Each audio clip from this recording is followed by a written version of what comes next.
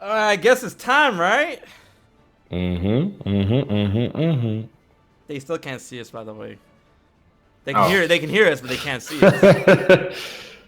Oh, I got an echo going on. Hoi. No, wait. Dude, look at what? Look at what? What is wrong with your audio? Me? Yeah. I have no soundproofing. We talked about this. Stop trying to expose me. I've literally been making videos.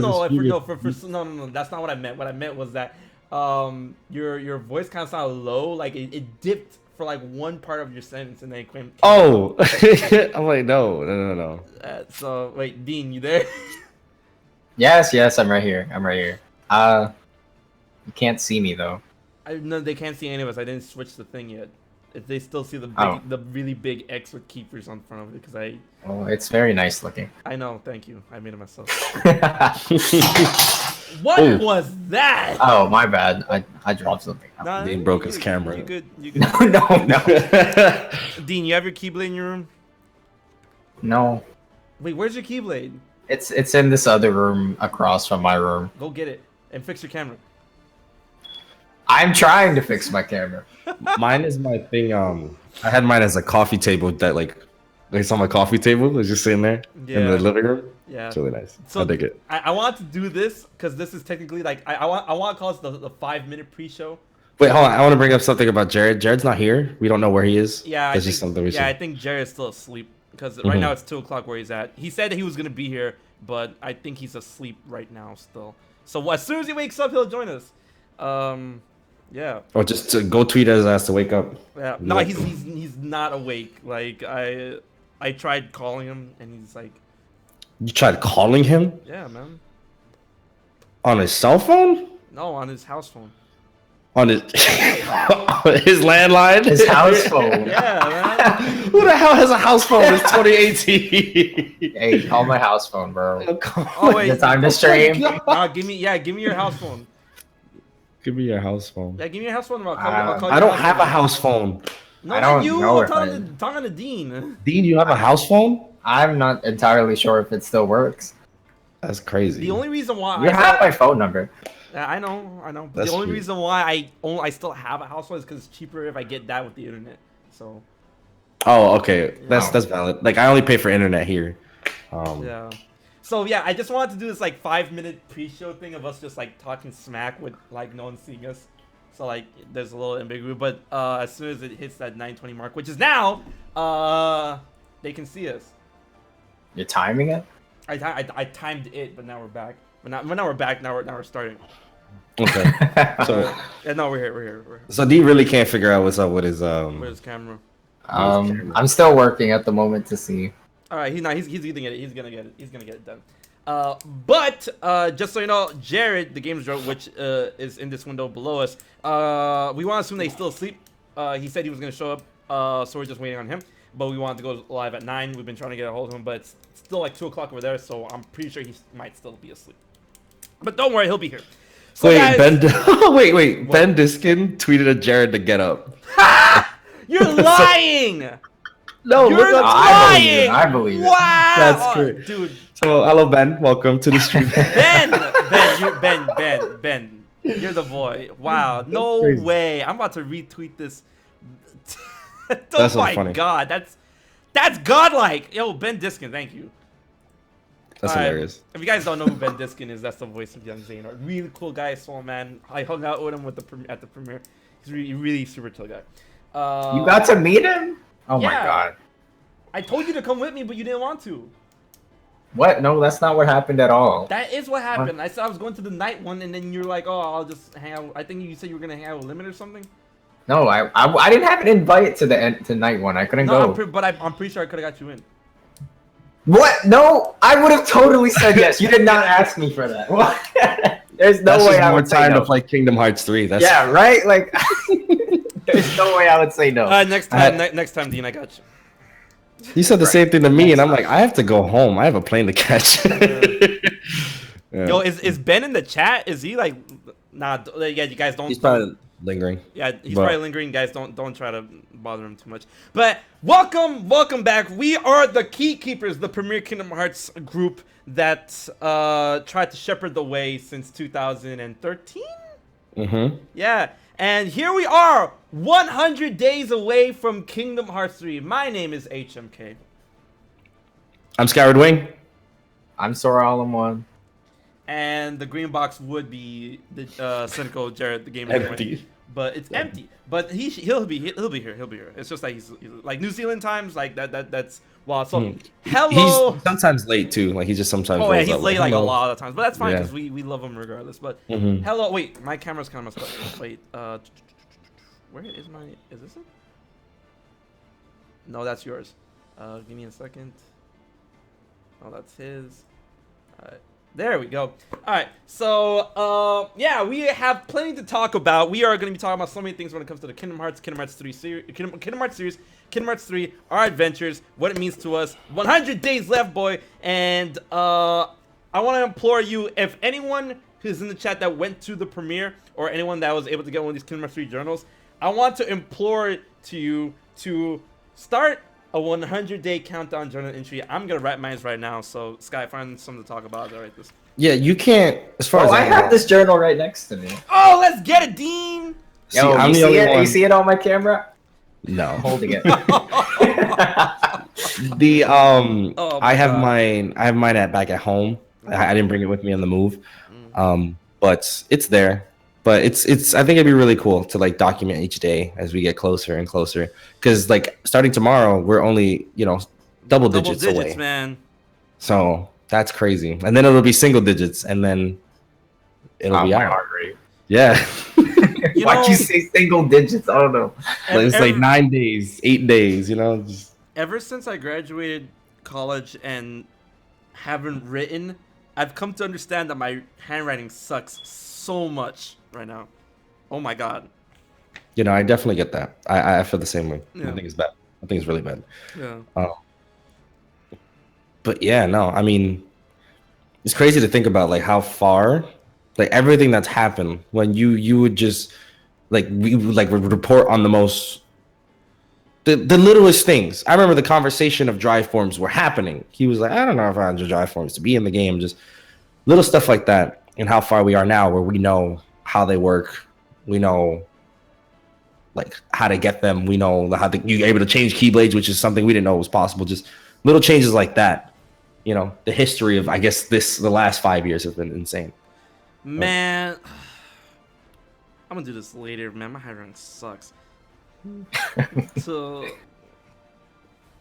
man, I write like a kindergartner. Oh my lord. That's what happens when you type as a keyboard. Like, yeah, guys, look at this. Oh my God, it's like straight up chicken. today scratch. the key keepers. Shut up! That looked like a first grade book report. What was that? Oh my Today the Keykeepers lord. and I played outside on the playground.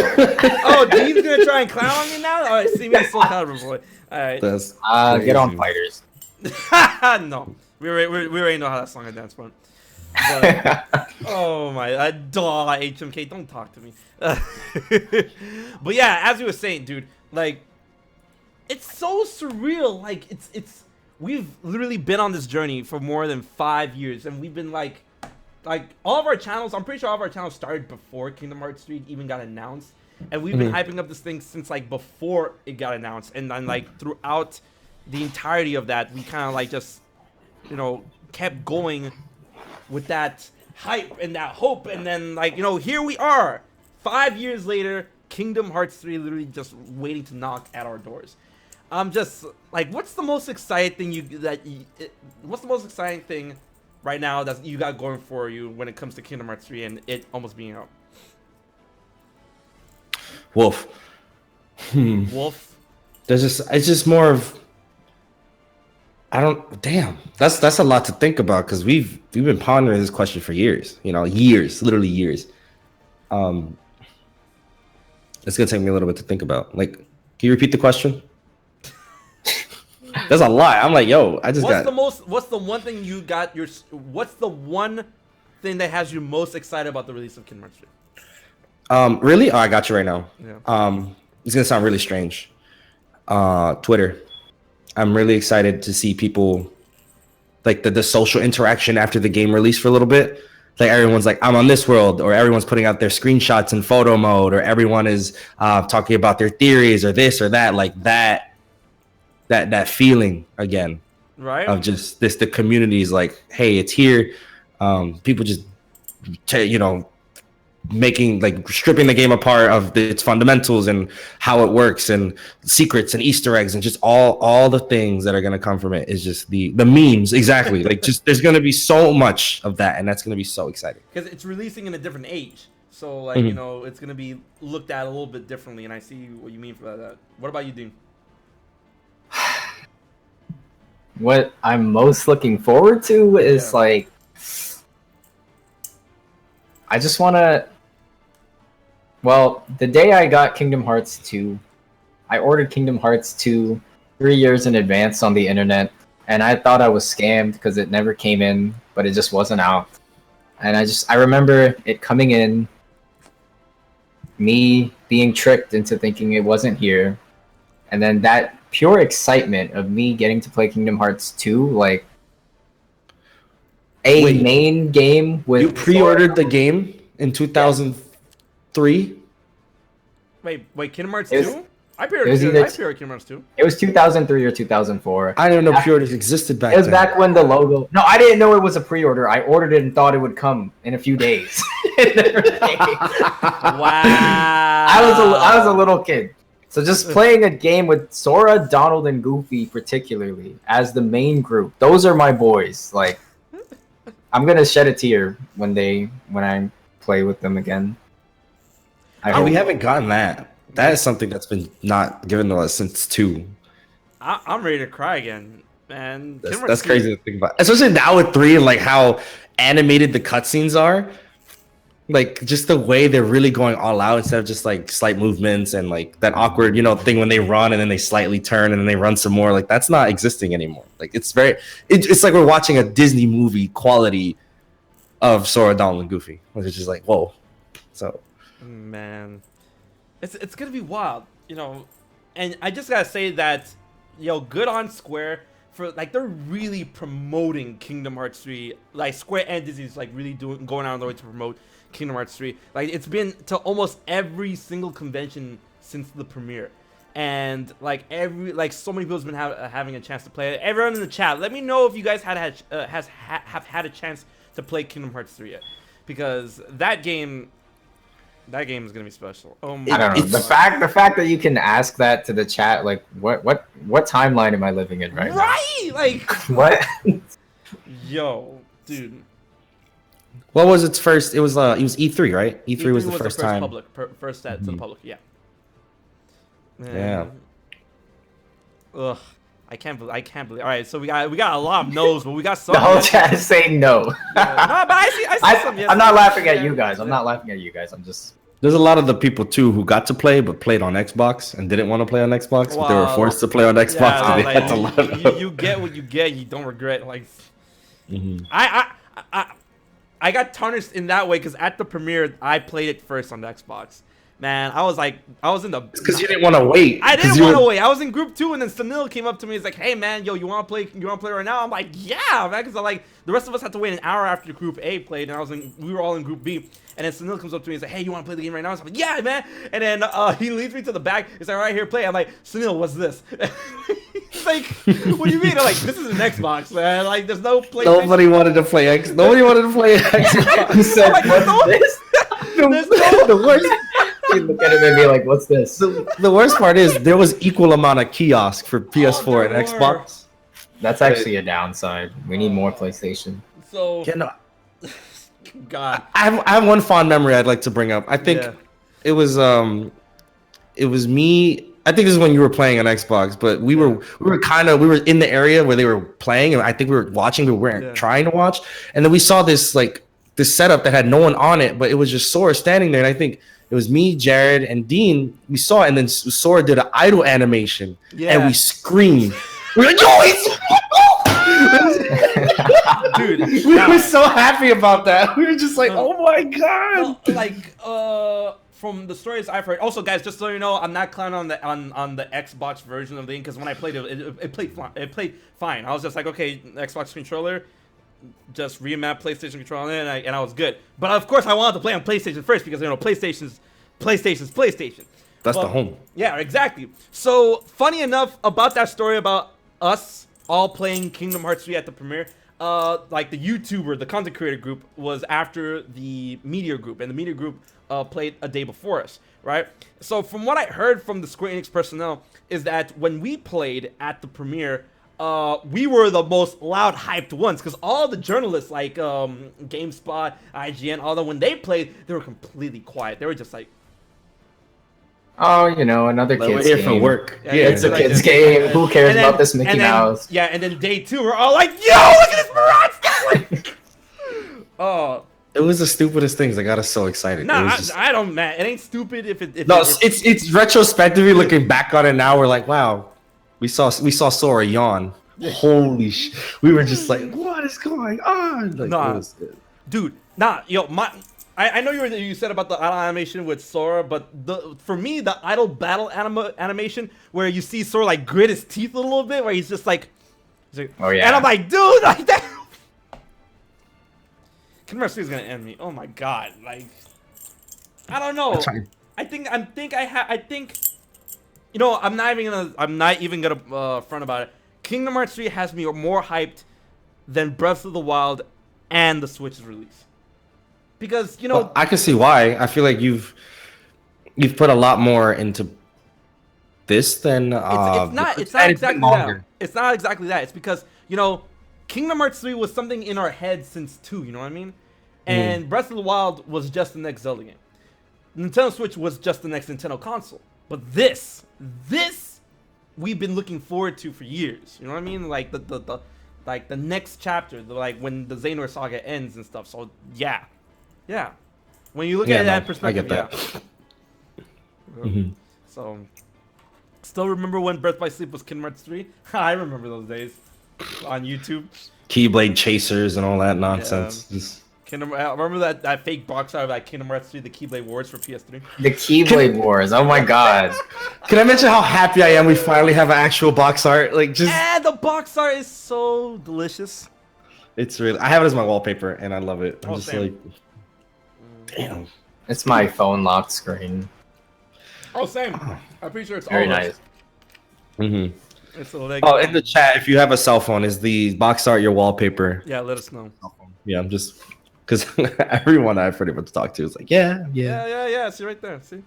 Mm-hmm. Yo, let me see your phone, Sky. Yes, right here. Hey, see the boys. Yo, Dean, fix your camera. I'm sorry. Oh my god. And Now we got yeses in the chat. There we go. There this we go. wallpaper dropped. It was during TGS, right? Or like Yeah, when the TGS, pre-TGS? pre-TGS, when the pre-TGS blow up was happening. Mm-hmm. Yeah. They dropped that trailer. That was a doozy. Speaking of doozy and dropping random stuff, the screenshots, bro. Lately? Oh, I thought you were gonna mention the story so far, which was also dropped out of nowhere. Yeah, yo, I got finessed into that. I was at GameStop picking up Soul Calibur 6, and then the lady who's helping me out, she knows she was my brother's former boss, and she knows I'm really into Kingdom Hearts because of him, right? It's like, oh yeah, you're super excited for Kingdom Hearts 3? I'm like, man, you know it. And I'm like, obviously. So then it's like, oh, are you gonna pre-order the story so far? I'm like, yeah. It's like, here's $5. Let's do it. Because, Square Enix has been, like, shouting in my ear through the press releases saying that it's going to be a limited amount of units for story so far. So I'm like, yeah, I'm going to get it. It's like, but don't you have the games right? He's like, yeah, I'm just getting this for the box. I'm buying it for the box, exactly. Oh, my lord. I was gonna say, like, this game makes you do things that you just don't do. Yo, like, Kingdom Hearts has us by the balls, man. Like, dude, that's an understatement, honestly. oh, my lord. I try and think how many times this would be my third copy of 1.5 and 2.5. You know what I'm saying? Like, Same. oh my god. To be fair, I also have 3 copies of 2.8. So, Hey, chat, who here in the chat's going to get story so far? Yo, Jimmy bought a 4K TV for Kingdom Hearts 3. I want to as well, but Yeah. I'm trying to save some money. I think I'd rather play in 1080p high frame rate. Do you think they'll give you the option? Like, I feel like a lot of more modern games are doing that, where it's performance versus graphics. Right. So I don't think Kingdom Hearts 3 is going to do that, though. Probably not. Like, I don't think they're going to give you that option. So. Nice. I think for 0.2, they didn't even let you play in 4K. It's just 1080p. Mm-hmm. I mean, it still look good, especially. Oh man, I'll never forget that change. The story about how you had to like you first got the game and then you're like, nah, I need a pro. I went to my local GameStop, changed my PS4 I paid an extra $100 to get 30 extra frames. It was for 3 because I don't know what they're doing with 3 and like a regular PS4 and the regular Xbox One, but I'm not taking my chances. No. Yeah. 30 frames is gross. I'm not playing that on a regular. 30 frames is gross. I'm sorry. I'll grow up. You can't go back. Like, really, you can't go back. Apparently you can, guys. But I'm ready. I'm already ready with my PS4 Pro. But if and when they actually bring the Kingdom Hearts 3 Pro to North America, I'm gonna get that, and then this is gonna go to my fiance. So it's gonna be great. Yep, I'm gonna buy a second PS4 Pro as well. Same? Yo. That's how it is. I need that. Hello? I'm in a bit of a exactly. pickle. It'd be I'm like definitely in a bit of a pickle because I like the way the regular PS4 looks like, and it's just like, damn. But you want that controller though. That is a beautiful controller. PS4 Pro squad. So, I think that's a good amount of rambling. Let's talk about what we've seen in recent trailers because we haven't talked like this since E3, right? We haven't had like a sit down discussion about what we saw in the trailers since E3. So, right? Wait, am I right? Wrong? Right? Wrong? I don't know. Yeah, no, it's been about the same time. Yeah, it's been a minute. Where's Jared? Hey, where's Cynical? Just so you know, Jared is probably asleep. So we are waiting for him to wake up, and then we'll just add him here because he said he was gonna make it to this, but of course New Zealand time and stuff. It's about to be 3 o'clock. This man is awake. We had our resident Zane or Ben Diskin try to wake him up, but it's not working. So let's do it. All right.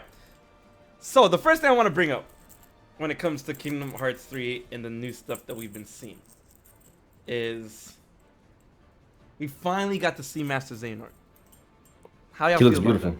He looks great. Like, I think he's the best looking. I feel like he's the best looking human character from the ones we saw. I'm just like, he definitely looks amazing. I was just like, wow, like that's great. That I think also I think it just had a good first impression because the engine has been modified. We saw Sora and we saw Sora evolve from Plastic Boy to like what he looks like now, but Xehanort was just like fresh out the gate, fresh, and I'm like, yes. I was like, you can see every wrinkle, you can see the hue in his eyes, like everything. I was like, wow, like that.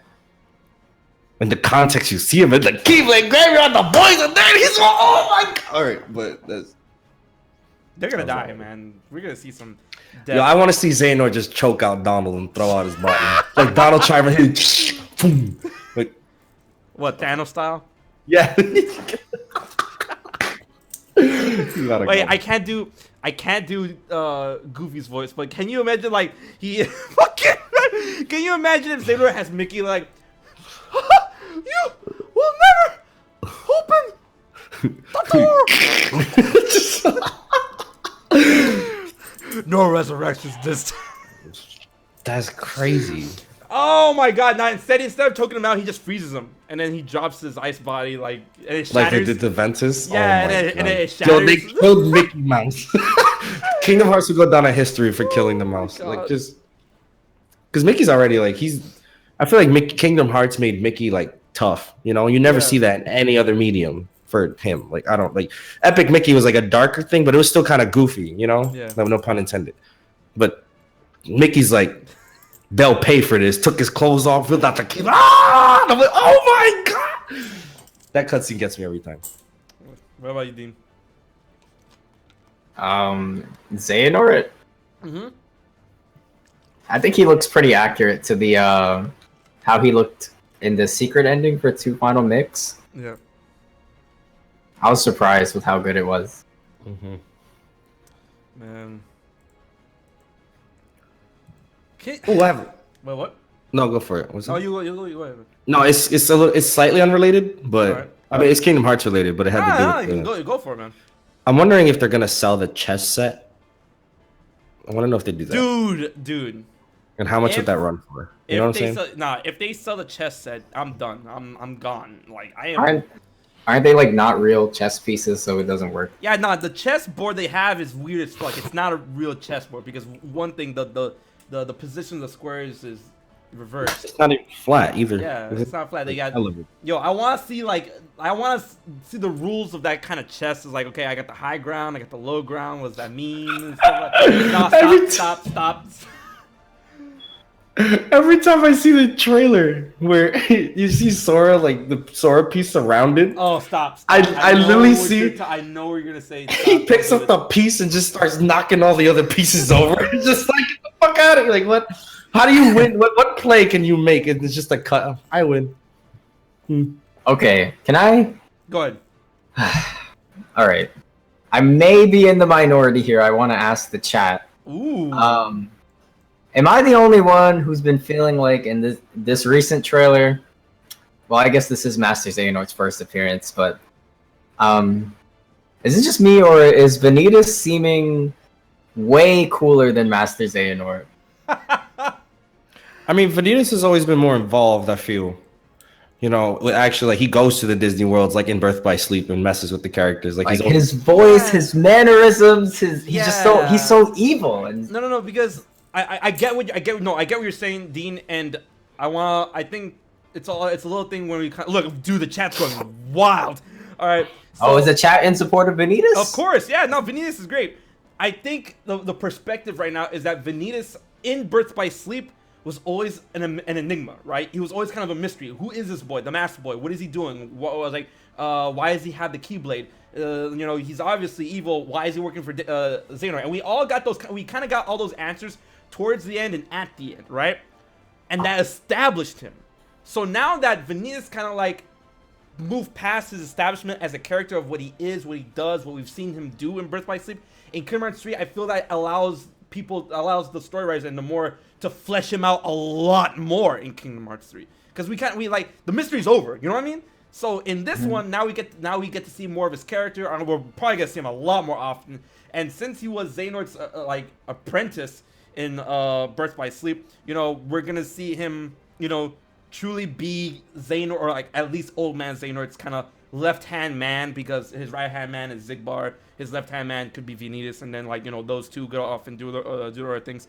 But I truly believe it's because of that, since the mystery is over in Birth by Sleep, we get to see his character not really evolve, but like more of what he's capable of in 3. And I think that's what you're feeling. Is it? Yeah, like the way you guys were like freaking out over Xehanort's model and stuff, like that's how I was like sitting here in my room watching that Tokyo Game Show trailer over and over again. When Vanitas is sitting on the chair and he has his hand on his cheek and he's like, "What am I gonna do with you, brother?" He calls Ventus, but it's who wrote that dialogue? It's so good. It's so good. Actually, Kingdom Hearts 3's dialogue in the recent trailer specifically, the English dialogue seems exceptionally good. Like I might say it's the best in the series, honestly. Oh, dude, it's great for how they wrote out the dialogue. Dude, I'm excited for Vanitas. Go ahead. Now, I'm gonna say we see that when we played in the Toy Story world, the cutscenes are a lot longer and a lot more fleshed out. Like, spoiler, I guess, not really, because it's been out there. Yeah. Like Buzz has. This is just one part that really freaked me out. Oh, Buzz. About he says something about that toy didn't have a choice. And I'm like, what the fuck? Are we going into the duality of toy and man? Like, what just happened here? Like, they're really doing something. No, yeah. That scene, that Buzz Lightyear scene was too good. Because Buzz is like an asshole in what we experienced. But he's a righteous asshole. Like, yeah, he's like, mm-mm.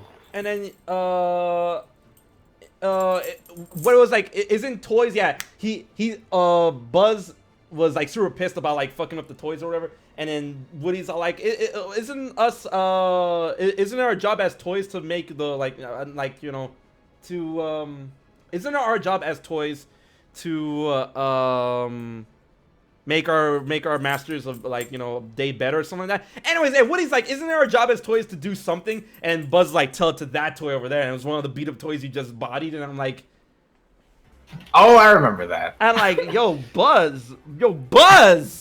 And I was very much like, whoa, like we don't see the sides of the characters in the films, because different writers, which is valid, but they also try and maintain the tone. And I'm like, whoa, these are the Kingdom Hearts writers' interpretation of what the Disney characters can be.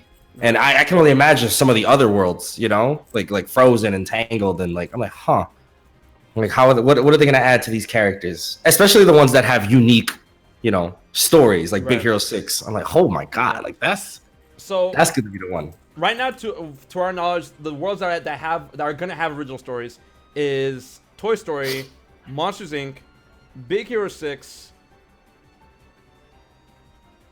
and that's it. Because Frozen's following the movie, Tangled's following the movie, Olympus is finally following the movie after 15 years. Lord.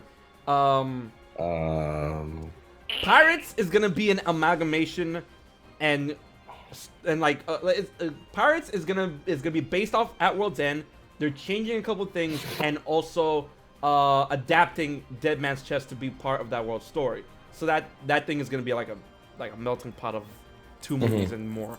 So yeah, so the three, like, so far we got 3 original stories gonna happen in the Kingdom Hearts games: the 2 Pixar films and Big Hero 6, which is again, we're not sure if Olympus is gonna follow the movie. Hades is going up to Mount Olympus to challenge Zeus for the throne of the gods, and he's using the Titans to get there. And we've seen that from one of the demos from the TGS thing, where we see Sora on that merry-go-round. He's on top of that spire that they trapped Zeus in. That's the movie. Like, we're finally gonna get the movie in this. Yeah, and we can see actually too from the screenshots, like the conversation Zeus and like Hercules have. Yeah. Like he's holding him by the shoulders. It's like one of those like, I'm proud of you, son. You did this moments. Right. Meg looks great too. I was like, wow. Like I saw her model. No. That model's dangerous. That model is dangerous. I was like, what the? That's wild. She doesn't. Her eyes are like super purple, and I was like, oh, that's awesome. She doesn't belong in 3D. Dangerous. But. So Dean, you want to bring up another subject? Do I want to bring up another subject? Yeah, anything. After I talked about how cool Vanitas is?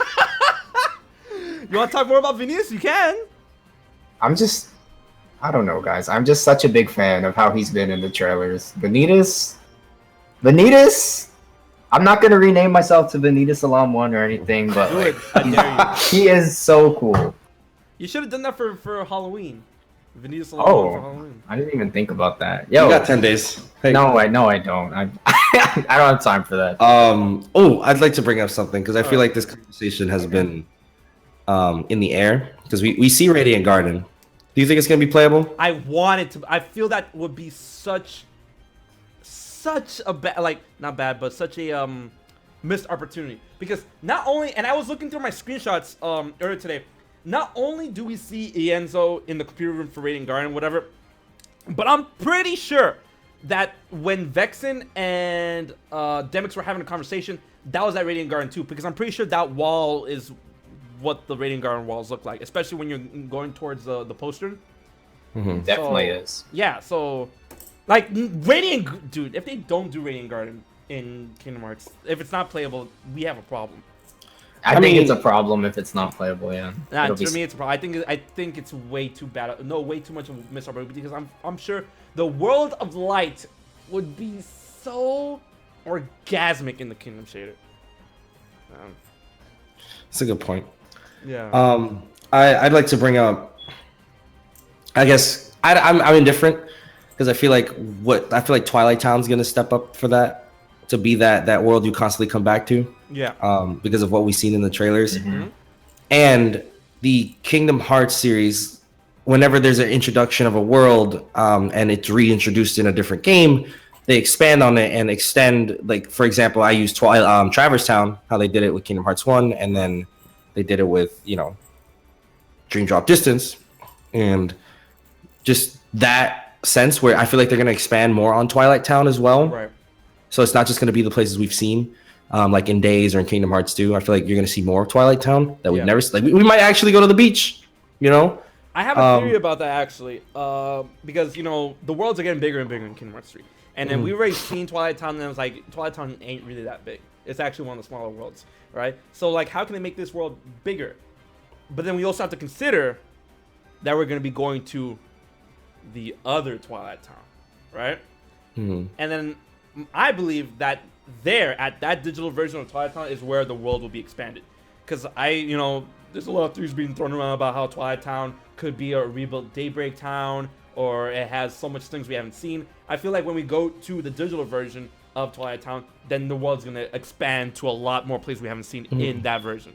So that's what I think. My point about that, though, is like we've seen Hollow Bastion, and we've seen Hollow Bastion expanded in Kingdom Hearts 2.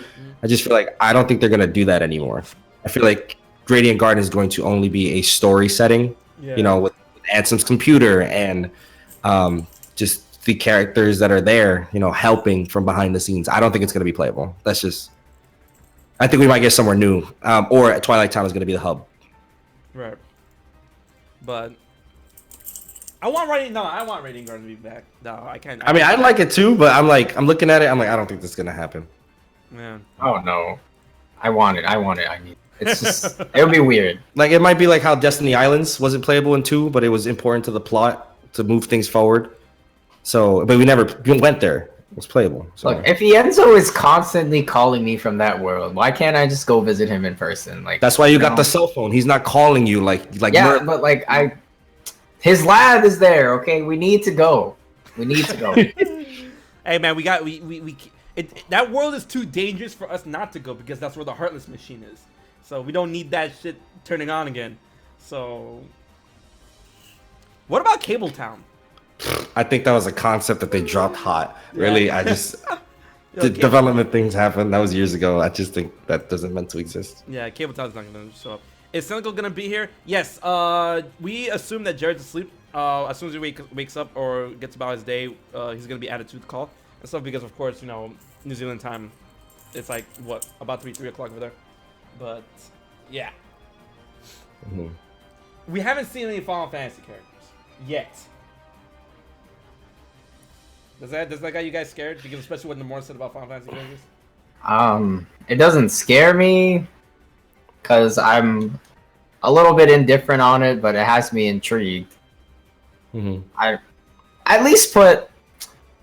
Okay, I don't know about Noctis, because I don't know how Nomura feels about Noctis anymore. He might not have like a good relationship with that character, but at least put Cloud, Sephiroth, and maybe like Lightning. He designed Lightning, right? So he would love. Yeah, but I mean, he designed Noctis too, so. I know, but he might look at Noctis and be like, oh, I don't know. I don't know exactly what's the situation with 15. Yeah.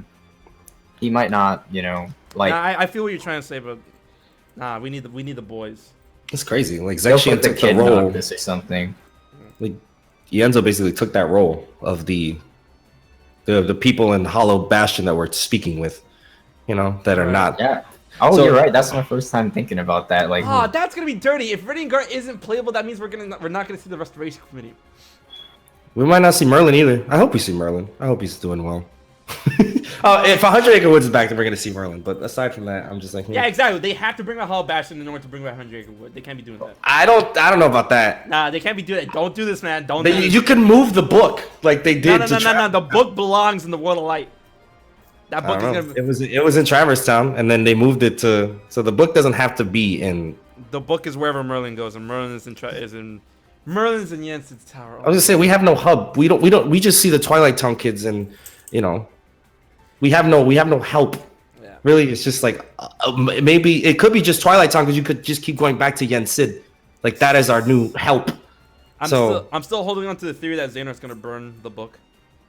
That's godlike, but that's dark as shit. There's no way. Yeah, he burns the book, and then you see the inside for like a split second of like 100 Acre Wood on fire, and then the fire breaks one of the branches and it falls on Pooh, but then like everything goes black, and then Sora has to find new pages to rewrite the book before it burned down to make sure everything was like okay and stuff, and then he goes to Jiminy's journal because that's the only pages that can do that, and then Jiminy writes the new 100 Acre Wood, and That's dark as shit. You just really murdered. Winnie You burned his home down, concussed him with the tree branch. That's not crazy. because Xehanort needs Sora to open up to the darkness, so he's gonna have to piss him off. BAM! With Pooh Bear. Of course, man. Sora's too happy for his own good. What's gonna piss him off? Oh, let's burn up 100 Acre Wood. We got it. Riku. No. What's gonna happen, man? I would just want to know how they're gonna pick up from that one scene with Aqua and Sora. Like, where is that placed in the game? That's you know why? Oh, where in the game's narrative? All right, yeah. Yeah, I'm like, huh? Like, how did we get here? Right in the middle. How does Sora get to the realm of darkness? That's. I have a theory about that. That if the realm of darkness is actually an explorable world again, they can tie that to Destiny Islands, because we've seen them go to Destiny Islands a bunch in the trailers. So Destiny Islands is an explorable world, but then you go inside the cave and where the door is, and that leads to the realm of darkness, and it's all just one big world. I'd like that. I think that'd be cool because it'd be nice to go back to Destiny Islands, just to see it. I mean, we've seen it in Kingdom Shader, but like the new one, the upgraded one. Yeah. I just seen it exploring it. The townspeople, you know, my mother. Even though I really hope that plot line is never solved, just because I want to see the world back. Me too. Leave it alone. Yeah, I leave that out. That's like a cage one. Ain't nobody care. But you know, nobody cared about Mickey's shirt behind the door to darkness. But you see what Nomura did. Mm-hmm. No, that's good. That he's getting that continuity going. But yeah. So Dean thinks it's mid game. I think it's in between mid to late game where we, push Aqua shit in. But what about you? Me or Dean? You. Oh, you said me. Dean Oh, yeah. I think it's gonna be after those first 3 worlds. I'm assuming. But I just don't understand how he gets there. That's my real perplexing moment. I'm just like, I don't know how he did that. He'll get there. I said mid game. I said mid game because the health bar was like half. It was like half full, but then we've seen in trailers like the Big Hero 6 and Pirates of the Caribbean health bars. Yeah. Were way longer than that Aqua one, so I think it'll be like right in the middle. But then also you got to consider that he was holding the Big Hero 6 Keyblade, so. But I feel like they don't. The way they've been promoting the game, they have the Keyblade in the trailers, and usually in a Kingdom Hearts game. But that's so dumb. Like that really if that was true and they decided to like give him the Big Hero 6 Keyblade for that fight, I'm like, you could have literally have him hold Kingdom Key or Shooting Star, but the Big Hero 6 Keyblade, man, whatever. It might just be the timing. Yeah. Like I don't think the Keyblade he bears in any of the promotional materials weighs any bearing on the plot, because like I said, in all the trailers he's in, he goes to the frozen world with the frozen Keyblade in hand already. So like they're just doing that to be aesthetically pleasing, I guess. Right. The thing is, I really think you get it at the beginning of the world. This time around in the Kingdom Hearts games, you get the Keyblade in the beginning of the world, and then when you beat the world, you unlock the transformation. I'm pretty sure I read that somewhere. See, I think that's cool. It's just I don't know how that's gonna work, because like I use Frozen as an example again, where they look like they literally just got there. Yeah. And then, I mean, he doesn't pull out the Keyblade in that scene. He does. He takes out a Heartless. No, but like that's after that's exactly when he meets Elsa, like in that moment. No. Remember, like, he's like, oh, I guess he's too used to the beach. And he's like, it's cold. Yeah. He just killed a Heartless before that. And then he's like, look, the water is... Right, you're right. Yeah. You're absolutely right. So yeah, I don't know. So that's just another reason why I think you get the Keyblade after the world. Right. Because that doesn't make sense. Like, Sora hasn't met any of the characters. Unless you fall into the world and find the keychain every time. I don't know how that's gonna... But... Yo! We get to 3 Keyblades at a time. I'm so excited for that one, man. There's so many things I'm so. They excited. needed that. They really needed it. I was so concerned about the Keyblade transformations before and how it's so restrictive. But if they add 3 Keyblades at a time, that gives us more choice. And that very happy with that. And each Keyblade can level up, so now they're not gonna feel like we're gonna throw them away. So, man, this game. I can't wait to see the dumb stuff that people are going to show up with. And then, Kingdom Hearts 3 is going to come out, and then we're going to be playing that game for the next 10 years like we've been doing for Kingdom Hearts 2. So we're gonna be streaming Kingdom Hearts 3 I hope for, so. like, I hope so. I yeah, hope we're it gonna, it's gonna helps me happen. like It's that. gonna happen. I hope so. And it's gonna happen, man. 40 to 50 hour runs. We're gonna see how Dean cheeses it this time. I don't cheese these games. What? Wait, what? You just get good. Yeah, okay. It's not cheese. Oh, okay. So, what's next on the docket? Okay, we gotta talk about this. All right. My boy Roxas, right? He's back. You think he's gonna be playable? Please let him be playable. He has to be playable. Come on. Look at that shit. I think he'll be playable in a way that Riku was. Like, he'll have a moment, and a valid moment, but it's not going to be, like, substantial, you know? Like, he's not going to be, like, having his own... Yo, with every new piece of information we're getting about Kingdom Hearts, we're getting more and more and more, like, pointers towards, like, damn, they are really focusing on Roxas a lot in this game. Which has me ecstatic, but I mean, like, damn, how long do I really have to, like, hold out in order to see this man in action? Maybe they're just keeping the spotlight on Roxas so they can keep Shion a secret. Mm-hmm. Yeah, but I mean, at the same time, like, dude, this... Please make Roxas playable, and don't keep that secret going for the rest of the game, because I'm gonna be killing myself. I'm gonna be like breezing through the game until I see Roxas is back. I'm like, oh my god, Roxas, my boy, yes. I think it'll be like a full game thing with the Roxas. No. Yeah, it sounds like he's gonna be like an end game kind of. I don't know. Like I said, because we know we're going into the data. Yeah. Oh, I'd like to bring up something you brought up too about Yeah. if Twilight Town is the world, then we're going to the data world. Yeah. It makes me think that data world could be something like there will be you could be so creative with that. I see, like, you could break the world down. You know how in Recoded you go into certain areas and like there's like these little rooms and the world's all like messed up because of it, like distorted. I feel like you could do that with that other Twilight Town and it makes sense, which is like cool for level design. I'm like, that'd be really dope, but I don't know, especially since Recoded seems to have a presence in 3 with all the data games Riku. are connected. It's crazy. Y'all better go play Recoded. I never thought I'd say that. It's crazy. Well, now you don't have to play it. Just Oh, you could go watch it, but like, go watch it. But I had a scary thought. I'm like, yo, what if Roxas actually ends up being the partner for the digital Twilight world? That sounds great. Shut up. Wait, why is that bad? Why is that bad? That sounds great. you could do a limit with him. You know, that'd be really. No.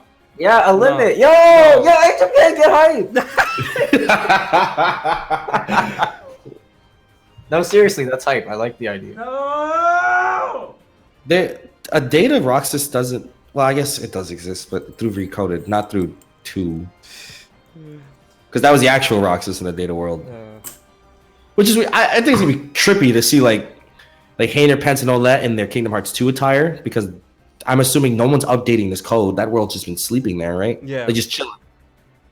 Maybe they can just take the real Roxas's heart, which is supposedly inside Sora right now, And then plug it into the data and body. put it in a data body. Yeah, Mm-hmm. and watch it work. Yeah, it's probably not gonna work. And then no, they're gonna do that mid game. They're gonna try it, and it's not gonna work. And then it'll be like, damn. And HMK theory coming soon. And then that's when they have to realize that like this is not gonna work out. We're gonna have to find them a real body, and that's when we're gonna find out that Vanitas took Ventus's heart out of Sora, and then he's whole. But then we have this dead body Ventus lying in the. There it is. I'm like, yo, we literally have this body. It has no heart. I don't have Ventus's heart anymore because Vanitas is now whole and he's Vanitas now. So we have this body that looks like Roxas. So how about we just, you know... So would that mean that Ventus is just gone then? Yeah. Or... Yeah, I like that. It's a simultaneous Roxas birth scene, Ventus death scene. Yeah. and then that will solve all the problems, because everyone's all like, hey, why does this character look like this character? Well, that character's gone now, so there's only one, and that one is Roxas. So that's so heartbreaking for Aqua, and just to... She'll be fine. Like she'll she's be fine. Big rip. She'll be fine. Yeah. Terra's gonna die. Ventus gonna get his body stolen by Roxas. Yeah, we really need some people to She'll go. be fine. And She'll be fine. I think Ventus is the safest bet. Yeah, Ventus is gonna go. Ventus lived a long life anyway, so he's good. Yeah, he's in Aqua is Union gonna Cross. be killed by That's the Sword. way they're giving him development. They're giving him development in Union Cross. That's what they're gonna kill him in 3. Oh shit. And remember, Oh, no. remember, Aqua, Ventus, and Terra did say at the beginning of Birth by Sleep that was the last ever time they were going to be under those same stars together. So a lot of people say like, oh, we're going to see the Birth by Sleep trio come back together. It's like, nah, man, they already said that's never going to happen again. It's either none, 1, or 2, but it ain't going to be all 3. And then Ventus, gone. I don't see no Ventus Figmas being made. No, I don't see no Ventus Play Arts being made or Play Arts Kai's. Rip Ventus, he's dead. There's none for Terra though either. Is he gone too? Yeah, make him gone, please. Never. I dare you, Square. Whoa. I dare you. I dare you to make a Terra figurine. I dare you. I double dog. I triple dog dare you. Oh my god. I think I see it from a narrative standpoint. That's too predictable. What? Like the people who I think this person's gonna die, way too predictable. Riku and Terra are way too predictable. Yeah, I know, but I mean that's kind of that's kind of Nomura and Nomura's fault for like setting up the story like that at this point. So like, even if Terra were to come back, would he know peace? You know what I mean? He'd off himself off screen. It's fine. He said he will set this right, and that's what he'll do. Just wait. Yeah, by killing himself.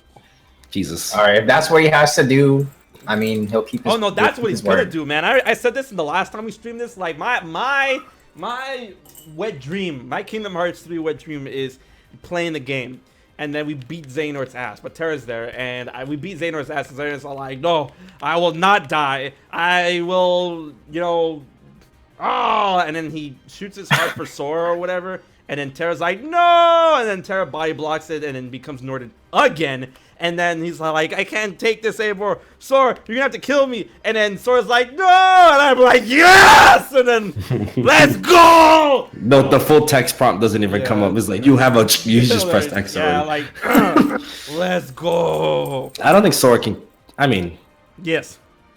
Sora's killed people too. Yeah, Sora's gotta make the choice. He got this. I already have like 50 scenarios of how Xehanort can be defeated, and I think only like 3 that I've come up with are actually viable. But I'm not gonna say it on the stream because ad revenue. So we'll save that for later. But let's talk about something else. All right, here we go. Now, I made a video about this a while ago, but I want to get your guys' perspective, especially in the chat and stuff. Since Aqua got Norded, and she doesn't have the Master Defender anymore, so that kind of puts Ventus in the pickle too. So that kind of really throws off the entire order of salvation that we kind of had in our heads for the longest. Where remember when Dean at E3 where you thought when you're saying that, yo, we're gonna save Aqua and that's gonna be free, and then yeah, it's like the tutorial. We're gonna save Aqua. Nope, I was wrong. Yeah. So considering that, what do you guys think the new order of salvation is? Who's gonna be the first to be saved, and then and so on and so forth? Because Aqua's gonna be the last one. You think so? I still think she's first because of that. If she was gonna be first, we wouldn't have to fight her as Sora because we would know that. No, that's how it happens. Is what I'm saying. Nah, Riku's gonna get the hands. Riku's gonna get bodied, and then Sora's like, "You a bitch? My turn." Goes in the realm of darkness. I agree. Drags her ass out, and that's early game. That's like You really think it's gonna be early game that we're gonna save Aqua? Because that health bar, unless she is like, you haven't seen the last of me, and she disappears after that ass whooping. Like that's possible too, but yeah. Okay. All right, so Riku's gonna get bodied. Sora's gonna actually beat Aqua free, and then they're gonna go to get Ventus next for sure. And Terra, I don't really know what's gonna happen with Terra. He's a lost cause right now. Terra's all over the place. I mean, we did see Terranort in the trailer, so that's me wild. Yeah. Damn, we're literally gonna have to like mosey on over back to the. Nah, I feel Terra's gonna be last because if we set foot in the Keyblade in the Keyblade graveyard, Xehanort's gonna be like, so we're not gonna go there for a while to get his soul back. But like, other than Terra, Ventus, and Aqua, I don't think there's really an order to saving anyone else who's a Xehanort. I think they're all just gonna be at the end. Not really a Xehanort, but like the others, like Naminé, Xion, Roxas. Naminé's on the box, and this girl has not been. Naminé's on the anywhere. box. So. Kamine and Xion are the biggest question marks for me. Like, I'm very interested. I saw. Remember that time you became a Heartless? Yeah. Well, get in that seat. We're gonna have to do that again. Well, I just want to know what role Namine is gonna play. Yeah. She's with Terra. Yeah. Is she? She's linked with Terra, so.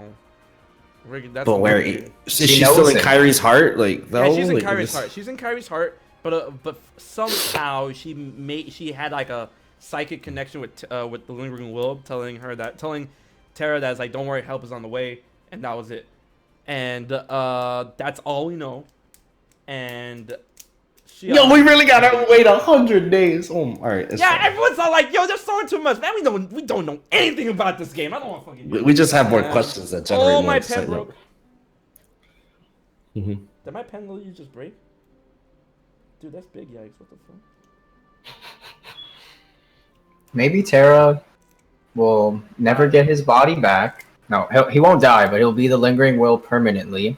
And then he'll feel self-conscious about it, so Aqua and Ventus will put on their armor permanently so they can leave together. Oh, that's sad as shit. But that's really good. I just made that up. That's wow. They just walk together. The armors. They just know it's just the armors together. They go back home to land of departure, and then Aqua takes over as master. Ventus is doing his own thing, and then the Lingering Will is like a gargoyle on the top of the castle, just there as a defender. And that's what Terra is. Yeah, fuck so Terra. Sad. No, that's not sad for me. No, I'm just saying that's just like damn. But then, like, you know, eventually Aqua and Ventus die of old age and their armor just stay there, but Terra's living in his armor for all eternity. Dang, yo. So he's just alone. Yo. Yeah, and he just like sets their armor up in a chair and talks to them every day, like, good morning, Ventus, but it's just his armor. This man lost his mind. Yo, Dean, you're getting me hard right now. Oh, yes. No, Dean got me going, man. Dean's like, yo, Dean, show me anguish. Let's get it. Oh, my God. Yes! That's depressing. No, it's not. Not Terra deserves it. Good. Let him know eternal. You were sad, HMK. No, eternal suffering, man. This dude, man had eternal damnation. Yeah, I'm happy, dude. Let's get it. Oh my God, Dean's going in. Oh my God, HMK, shut up. Not Terra, shut up, man. Armchair theories with Dean. All right, so what's next? Let's talk about chat. If you have any ideas of what we should touch upon, let us know. Or if you have any personal questions, let us know. Ooh, I want to bring up a story. But damn, I wish Jared was here so I can bring up this story. I'm gonna wait. I'm gonna wait until Jared. Save it. Yeah. Yeah. So guys, how about that ESRB rating? What are your thoughts? Hey, use of alcohol. I got into well, it wasn't technically an argument, but this kid on Twitter had the dumbest logic ever. And he's like, what, man? So kids are going to be drinking in Kingdom Hearts 3? That's bad. And I'm like, bro, it's probably... And I just went in calm. I'm like, bro, this is probably just for the Pirates of the Caribbean world because the rum. You know, hide the rum. Jack Sparrow loves his rum, right? And so like, yeah, but now we're going to have kids trying to be pirates and drinking at a young age. I'm like... That's what we're getting out of that. Oh no, Donald is gonna get drunk. Yeah, I would love to see Donald get lit. Like he just crashes in a shitload of rum and then like he just like gets all wobbly and stuff. Hide the rum. God. Phil cooking with alcohol. Wait, Phil? You mean Ratatouille? Remy. Right? Yeah, Remy. Yeah. Oh, that could be it too. That's wine technically. Yeah, of course, yeah, cooking wine. Oh. I didn't even think of that. I was just thinking pirates. I automatically defaulted to pirates. I think it's both. It's both. It's pirates and Remy. So. Wait. Let me look something up. All right. Because in Kingdom Hearts 2, we saw Barbossa drink that whole bottle of wine on screen. So. There's blood as well. Is there blood? Was it mentioned in the ESRB? No, blood's not in the ESRB. It's only fantasy violence and alcohol reference. So. Okay. E10 and up, boys. Yo, we're almost here. The game, dude. The master copy has to be floating around.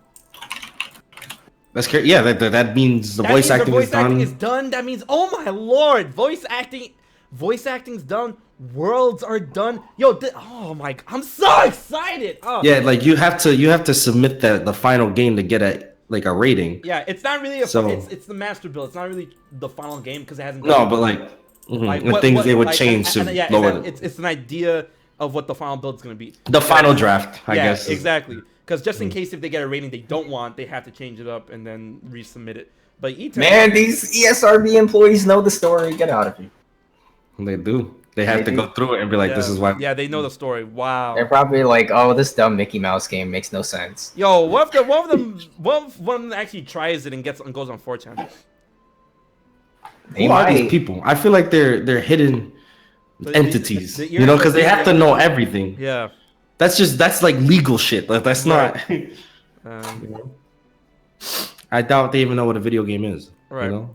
So for anyone confused between if anyone's confused on like the difference between a master copy and going gold, is just we just explained it. The master copy is basically what Sky said is the final draft of the game, where it's like it's basically what the game is gonna be when it launches, albeit maybe some minor polishing issues or blah blah blah blah. But anyways, it's submitted to the ESRB in order to play it throughout, and then they give the rating. Once the rating comes back and it's a rating that the publishers or the producers of the game like, then they do the final polishing process, and then the game goes gold, in which they have a master copy ready for duplication in order to put out the CDs to the markets and stuff.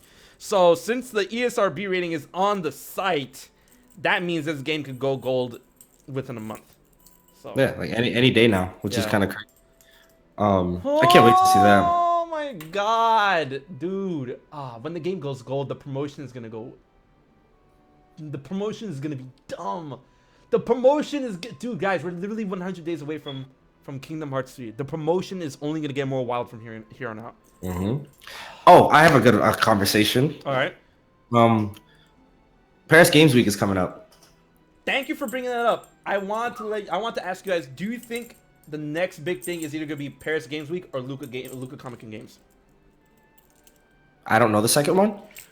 Is there a history of like? Okay, so let me let you know. Luca Comic and Games is happening November 3rd specifically. They're Dean's cat. They are having they are having a Kingdom Hearts 3 panel there with Shinji Hashimoto on the 3rd of November, which is at Luca Comic and Games. And to give you a perspective, Luca Comic and Games is the second biggest comic book festival in the world, only behind Comic Market, which is in Japan. That thing where they have the big ass market where they buy comics and stuff. So, like, Paris Games Week is happening at the end of the month, and then Luca Comic and Games literally happen days after that, or like a day or two after that.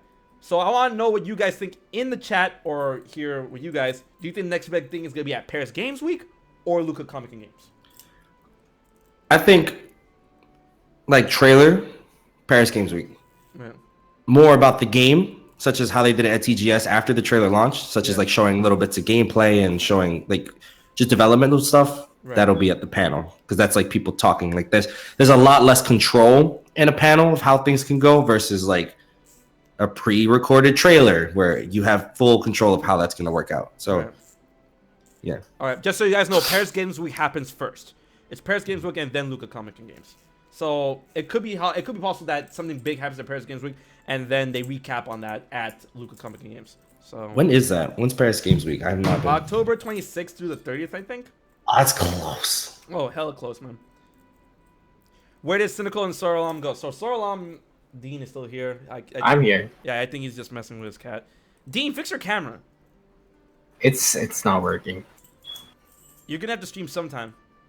Yeah, I am. I'm gonna work on this camera all night probably. Yo, I'm gonna message Jared again. I'm sorry, guys. Yo, Ben Diskin is out pouring his heart. Yeah, he's probably gonna hit us up when he's awake tomorrow. He's like, guys, I didn't mean it. I think it's that's crazy. Someone who's in the game rolled up to wake up Jared. What is this timeline? Yeah, what is this community, man? It's just also it's one thing I like to bring up. It's just the social media world we're in now, where like that just happens, you know? Yeah. That's just crazy. Yo, Dean has me feeling bad for not taking him to that premiere. You know, I would have said yes. Oh my god, you didn't ask. Yeah, more time with the extended Kingdom Hearts 3 demo. You want to know something funny? I only played that demo at that place. I only played that demo one more time, and then I just started drinking.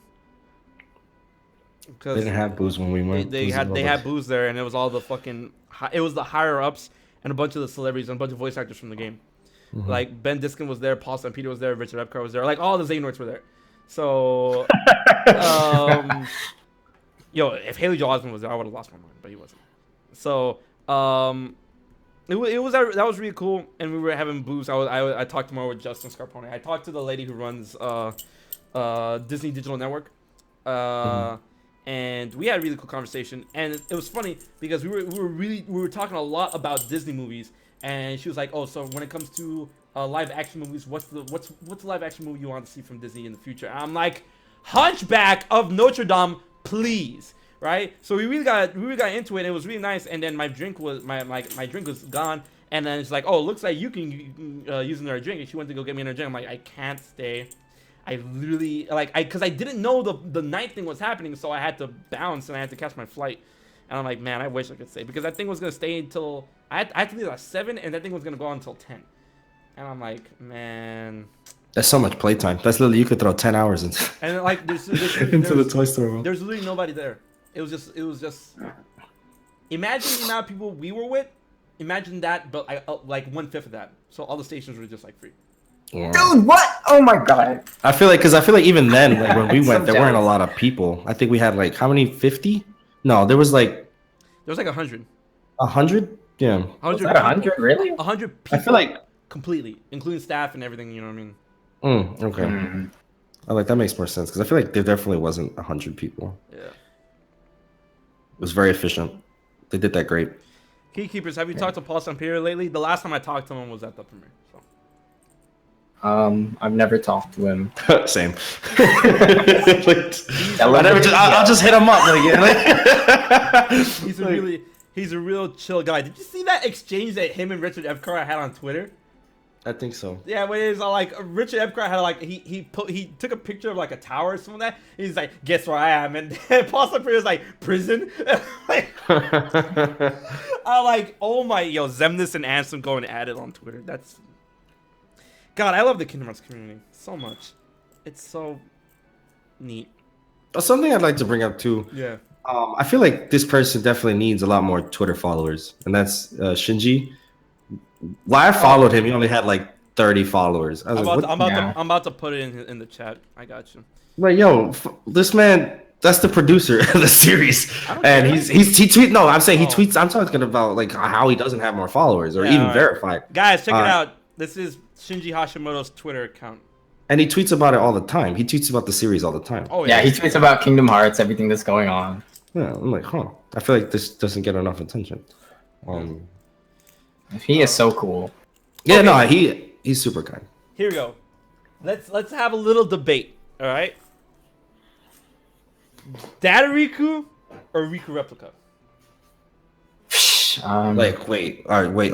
I don't understand what I think you're there's asking. both. The Norded Riku we saw, Riku Replica or Data Riku? I think it's both. There's both. Yeah, there's like too many Rikus. But the one with the orange eyes is The one with yellow eyes.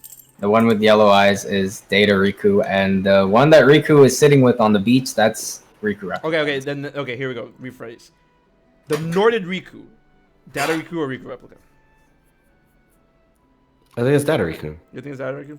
Mm-hmm. But I think that's so weird because Riku Replica was bad and then Data Riku was good. And now in this game, Riku Replica is gonna be good and Data Riku is gonna be bad. I mean, Aqua was good, You know what I mean, though. and then she got Norded. So The only thing that I think is actually weird is the way he talks to Sora. He talks to Sora as if he's actually Riku. Yeah. When in Recoded, the Data Riku, He knows he doesn't he's really bad. take on the identity of Riku. He just says, "Oh, this is just what I look like," but really, I'm a book. Like that's how he is in the game. So that could be because So that's- Replica Riku talked like he was. Yeah, he wants to be Riku. So that's why I think it's Riku Replica. But I understand the argument is that like, oh, in the Big Hero 6 we have the bug blocks, and I'm like, Christ, why did they come back? So This is Yeah. Kingdom Hearts' greatest hits. Everything is coming back. Everything, Yeah. every character, everything. There's no room for original characters. Like new characters, Don't do that. If the only new character I want to see, no, we need new characters. What you mean? No, I'm good. The only new character I want to see is leading to the next saga. That's the only thing. Look, they have so many characters. Too many characters. Because they have not only all the characters from this Birth by Sleep, Days, Recoded. They also have Union Cross, like them. If they're gonna be involved in any way, shape, or form, we don't need any new. We got to tie the characters that we have currently first before they introduce. I cannot think of a single situation where a new character would be needed or wanted at all. Yeah, we got to find out about the somebodies of the characters that we have for nobodies as well. Like, there's too many. There's too much. There's way too much to add new characters right now. But they add a new character here in order to show us something that's going to be a set, how the series is going to continue on after 3. So, no, I agree. They plant the seeds. You know what I mean? And I'm not talking about secret bosses. I'm talking about like a character that we see here is like, oh, we don't know much about them, and we're not going to know much about them in Kingdom Hearts 3. But what we will know more about them is Kingdom Hearts moving forward. So that's what I'm saying. But I feel like the secret bosses have done that. Lingering Will, Mysterious Figure, like they have been that to prelude to what happens next. Zamdis 2 and Kingdom Hearts 1. So whoever that person is probably will be hooded because of fucking course. So it's just really the only thing we'll have is whatever their weapon is or how they fight. Or maybe a line of dialogue like, let me you're see. Gonna die. I don't know what you gave it. I don't even know how you pick up because we've lived in this Dark Seeker saga for our entire lives, basically. So seeing Kingdom Hearts not be that is going to be very strange. Yikes. Like no more Heartless, potentially. No more. Oh no, Heartless will always be here. Nobody's is the thing where it's like, well, actually, no more Unverse. Unverse now. Unverse are gone. Unverse are gone. Guys, I'd be fine with no more Dream Eaters. You know that. What's your problem, man? I hate those guys. Get them out of here. Wow. No, get them out of here. Meow wows. Why did they come back? Oh my god. When I first saw them in that trailer, I was so upset. I was so happy, man. I was excited in the trailer, but I was like, no. I'm excited how they were added. They weren't like they're allies. They're not enemies. Summons, yeah. Yeah, it's tolerable. It's okay. They're not nightmares. We're not fighting any more nightmares. That's just a lot of enemies. That's the good way to have all 4 in. I can't. What's one thing I can't wait for? The stupid ways to level up your Keyblades. Because leveling up your Keyblades is probably gonna take the place of like leveling up forms. So imagine it's like, oh, for this Keyblade to level up, you're gonna have to kill this many Heartless. That's a lot. And then in order to level up this Keyblade, you're gonna have to defeat this many Unversed. In order to level up this Keyblade, you're gonna have to kill this many Nobodies. In order to level up this Keyblade, you have to put in your credit card information. In order to level up this Keyblade, you must spend 800 hours doing Monster Goofy's Lemon. In order to level up this Keyblade, you have to transform. You have to use Rowdy Rocket 5 times, 10 times, 25 times. Yikes! I don't know. It is party members, so I will never do that limit. I'm fatigued. I'm done. I hate that. Oh my god, the rocket limit. I'm tired of it. I don't know. We don't even own the game yet, and we're done. In order to level up this Keyblade, you must bust out the teacups 50 times. Ew. No. I like the teacups. Did I play with the teacups? Yeah. No, it was in the playable demo. I like the teacups. You know what I really like though? The Splash Mountain one. I like that. That's the best one. That was so fun. That's really the best one. But I didn't get to do that. Get the ship out too. No, the ship is The ship is trash. Yeah, that part of ship is so garbage. Look, I was so hyped up from the trailers and I actually fucking played it and saw it in game. Like it's so slow. This thing is trash, and you only stay in one position. Like you can't even move without like. Yo, the pirate ship, guys. The pirate ship is garbage. Because I'll never forget. They've been making this pirate ship for like 4 years. It's in the 2013 trailer, and it sucks. If I can turn off certain attraction flows, I'm gonna turn that one off instantly. I don't go. The thing that gets me too is back in that 2013 trailer, you see the camera angle changes, so it's like the Heartless are flying all over the place. So you see like they're doing the big spins. This is and then you play it and it's just like dun dun dun dun dun dun. No, that's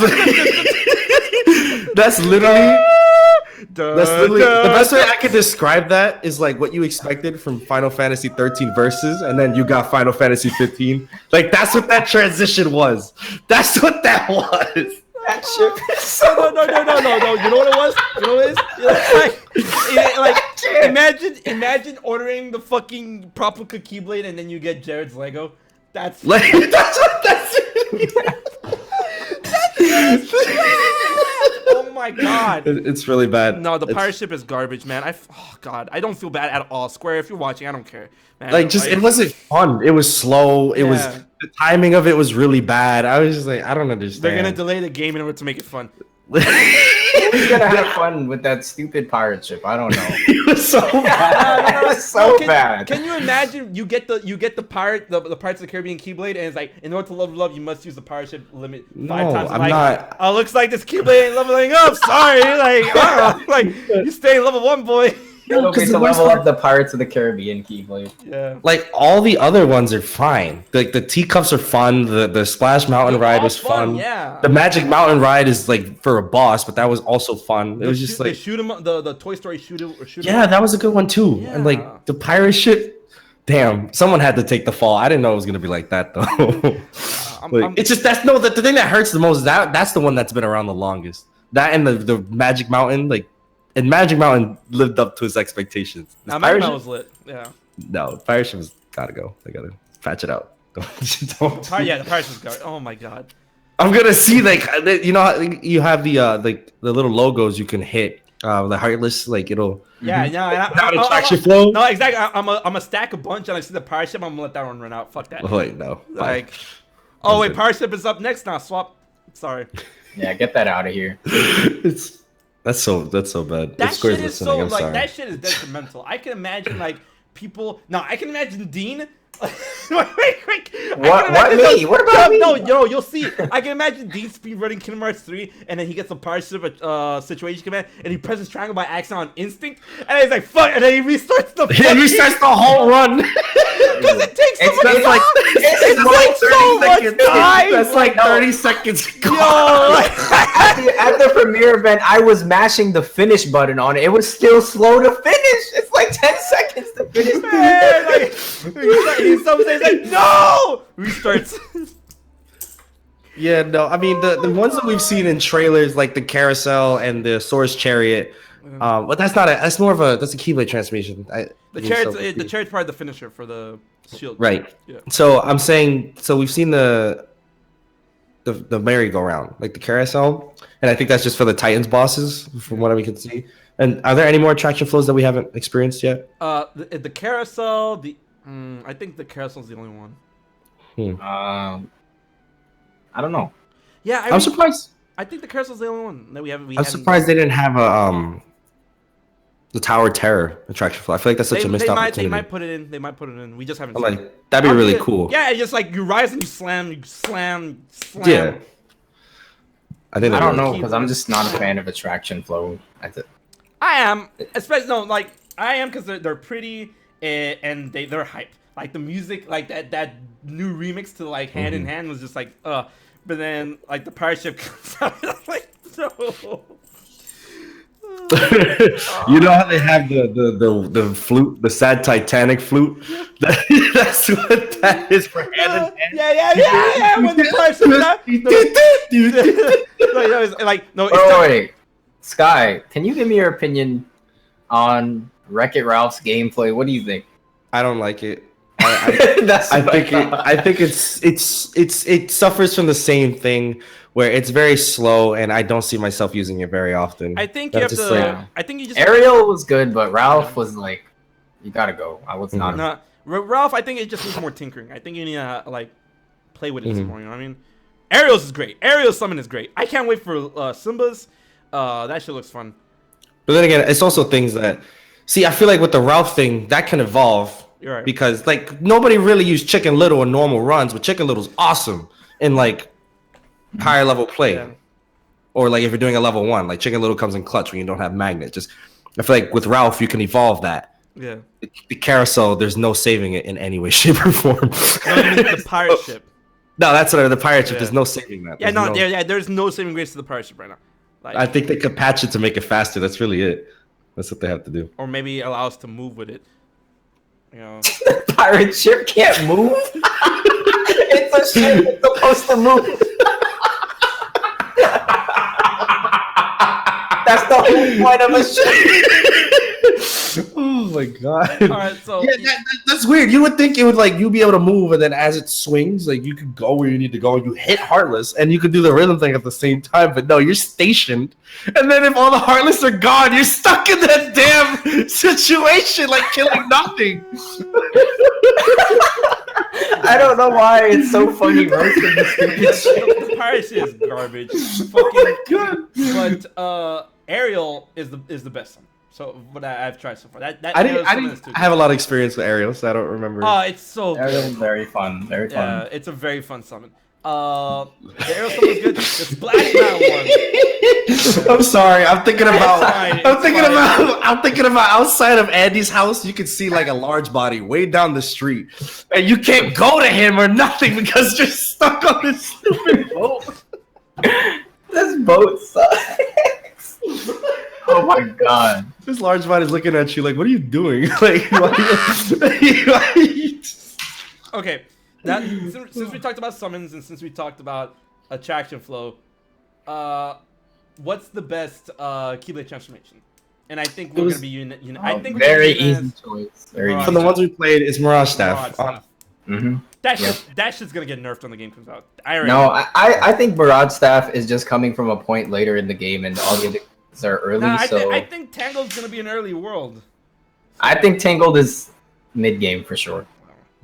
Nah, but I think Mirage Staff should get nerfed. That thing was too free.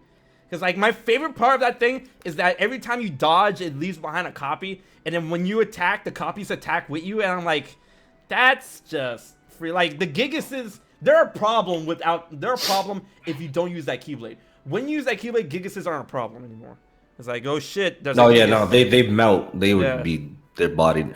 I think aside like we had the Infinity Badge as well, which Yeah. I thought was pretty decent with like That was Hyper fun, Hammer yeah. and such. I didn't really like the Monsters Inc. one though. I was like, I like because you the- have no I control. barely use that. Yeah, you have really no control of where you're going, especially when you're spinning with the claws. I'm like, all right, the yo-yos are okay. It's just getting to that.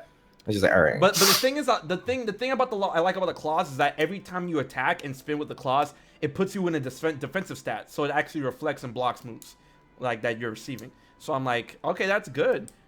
I see why I can see the utilization in that one, and I really like the yo-yos. I really like the yo-yos. Like I say, from the other trailers, we've seen like the Frozen Keyblade. Yeah. I like the skates. I just think that it's just aesthetically pleasing. I think I like that a lot. And the finisher that we saw in that that like gameplay reveal where they went through each of them one by one. I was Yeah. like, oh, like the Elsa tower like comes Yeah. crashing down. I'm like, yes, that's so cool. What do you guys think about second form?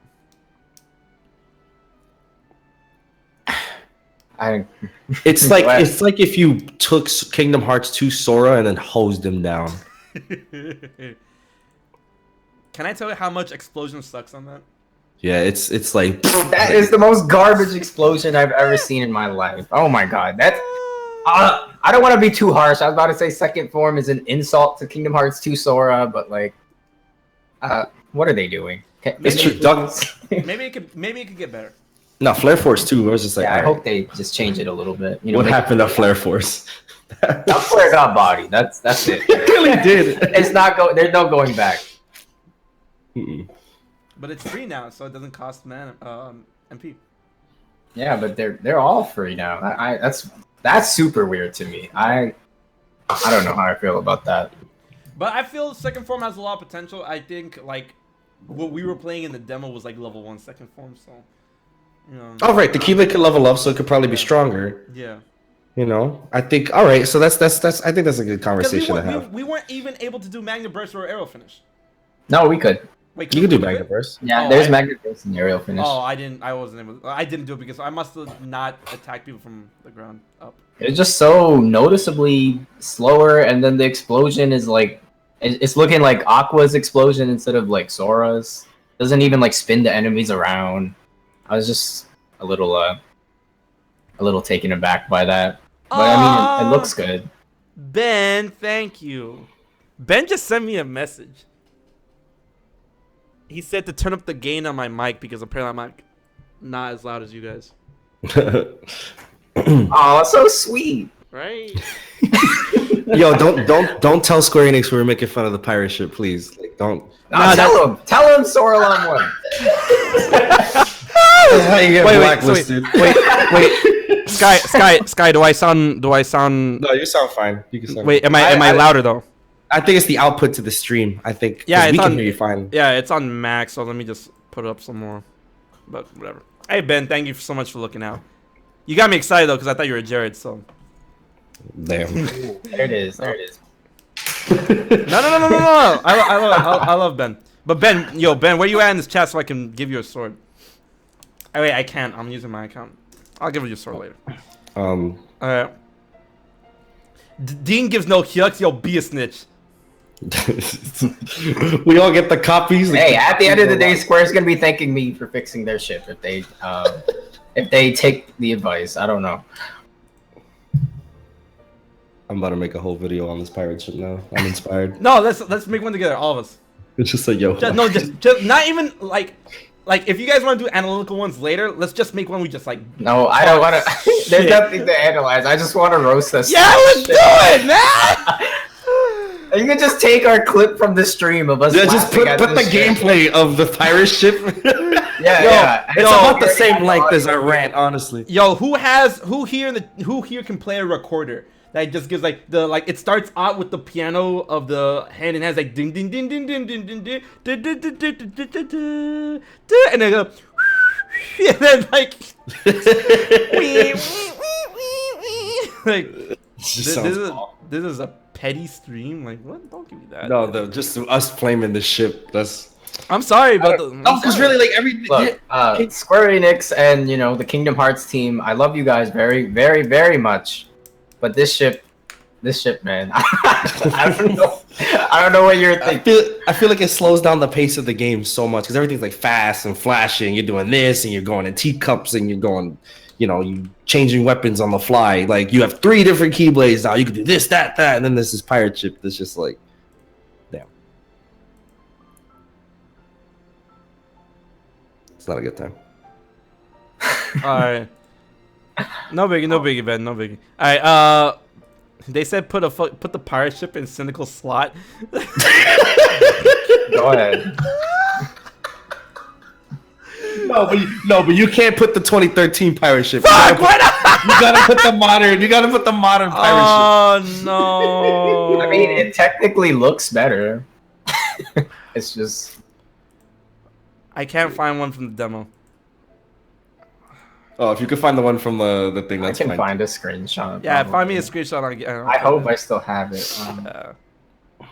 I just went to Google and like I try to punch it in, but I'm trying to think. What other Disney rides? That we couldn't. No, I think we have a good amount so far. So. No, I'm saying like if there's more, like Tower of Terror, we don't have. Tower of Terror. What are iconic Disneyland rides or Disney World rides? I don't know Disney parks that well. Cars. No. Well, that wouldn't count though, because that doesn't count. I wouldn't say that count. Space Mountain is already attraction. Yeah, Space Mountain's already no, because Space Mountain's not one because they have that on-rail shooter. So Space Mountain is still Mission applicable. Space. They're saying Mission Space Mountain. Mm-hmm. All right. Space. It's a small world. Yeah. What? That has to be in. So wait, we have Splash Mountain already. We already have Splash Mountain. We have Splash Mountain. Splash Mountain's in. I'm saying, but that It's a Small World is not in. It needs it's to a small world, but they tore it down. Yeah, but they tore down Tower of Terror too. Yeah. What? They tore down It's a Small World? Yo, well, wait. I think they did. No, wait, it's still there. No, it's still I was there. on it last year. No, it should be there. Yeah, it's a small world. It's still there. Yeah, it's a small world. Oh, dang. A small world, Magic Kingdom. Yeah, it's still there. Okay. All right, yeah. No, they got Splash Mountain. My bad. Teacups is in. Magic. No, Runaway Train is in. Yo, what's with this sad ass music? Let me put it in hand really quick. Will we ever go back to Traverse Town? I'm good. I think Dream Drop Distance did it justice in expanding it. and making it relevant. Speaking of which, I'd love to, but these, I don't know, Dream Drop, I feel like the world was great, but these, nah, never mind, it's a stupid complaint. all right. Speaking of which, I'm sorry. Since the World Ends With You came out on the Switch recently, what do you think? Trash! I'm sorry. It hurts so bad. It hurts. Wait. What do you think about The World Ends With You on Switch? It hurts me. No, okay. I thought you loved that game. No. I love this. Look. The thing is, it's the controls. This port is ass, son. This port. And then that's how Sky gets blacklisted from Square Enix. No, first off, Nintendo did this. Nintendo published it. No, Nintendo was the people providing review copies. Yeah, I know, and they published it. No, I tried to ask Square, and they were like, "Oh, you have to ask Nintendo," and I'm like, "Oh." Yeah, but you're still kinda talking about their games. It's kind of like trying to contact. Not only are you shit talking about their games, you're shit talking a Nomura game. Look, let me tell you about this game. This is the greatest DS masterpiece. The DS game, amazing. Mm-hmm. The port is of the iOS game, and that's not a bad thing because the iOS port is really good for it, But they just kind of ported it over just without keeping the Switch in mind. The only thing they did was add this new control scheme, which is functionally doesn't work. It doesn't work. Yeah. There were times where I put my Joy-Con down and like flat, not moving, and the cursor would move left by itself off screen. And when you're in combat where you're constantly moving and such, it becomes distracting to the point, especially now, and on the DS game as well, you're controlling two characters. And now to control two characters on the Switch port, you need to have a friend. Like, you were able to control two characters by yourself on the DS. So I'm like, why is this not like? It's just the controls are really bad. Yeah, it's very much a frustrating experience. And if the thing I've heard is the handheld mode runs fine. Like, you can use the touchscreen normally, and that's totally fine. But aside from that, I do not recommend it. So, from what I've been hearing, people are pretty divided on the motion controls, and that's it. But aside from that, is that what do you guys think of the chances of Shibuya in Kingdom Hearts 3? I'm gonna go with no. I feel like it's not fitting. I think this is pretty ironic because I want Star Wars in, but it's not. Yeah, get out of here, man. No, it's just like, I mean, Okay. because we haven't gone to any of the other Square properties either, like Final Fantasy. And we're closer with those characters, if anything.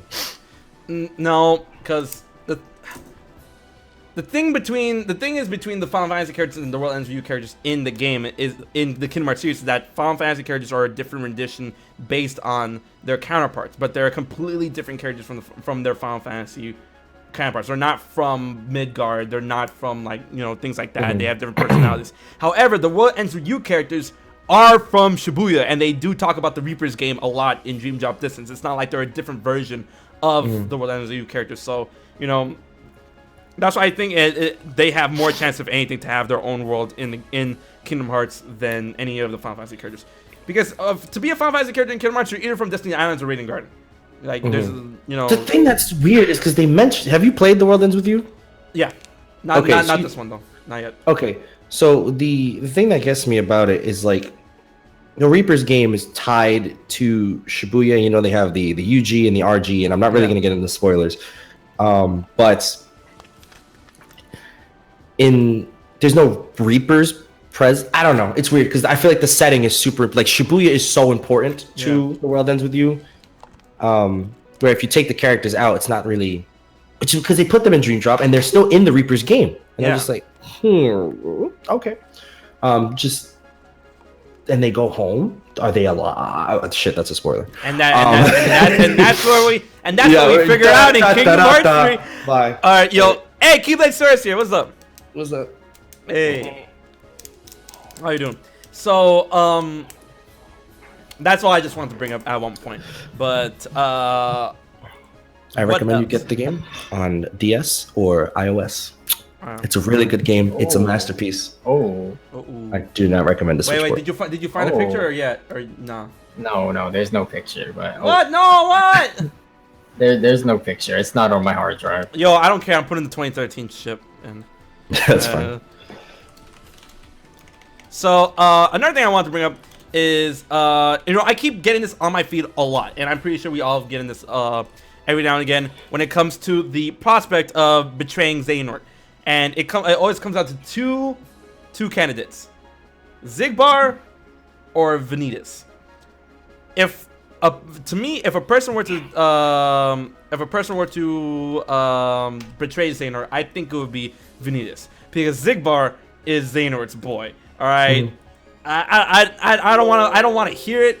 Y'all can like, nah, but Xigbar's shady. I don't care. Xigbar literally helped put this plan in motion after Xehanort was down for the count. That's his boy. All right. Vanitas is shady.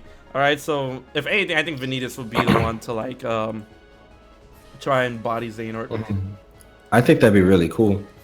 But I'd want him to get his shit rocked. I want Vanitas to be like, hey, and then Xehanort's like, like just like I think that would put because everybody sees Vanitas right now is like, holy crap, he's doing this, he's doing that. That would speak so many volumes about Xehanort to just destroy him like nothing. Yeah, exactly. I would love that. It's like Vanitas Vanitas is like, don't try it, and he tries it, and then Xehanort's all right, and then chokes him out Thanos style. Yeah, like honestly, it's like, I Vanitas pledge my undying fidelity. Keyblade out, but then like Xehanort just blocks it, and it's like undying. Yeah, no, I think you should choose your words more carefully. That speak volumes.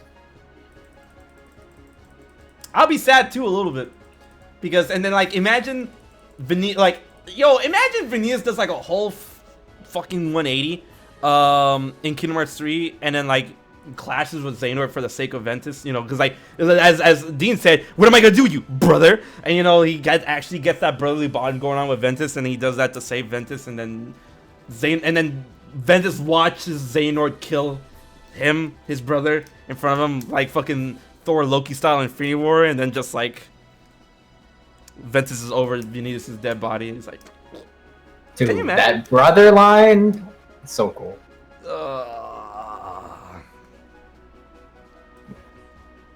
I'm so excited for this game to come out. Holy crap. Alright, there guys, Jared's the pirate ship.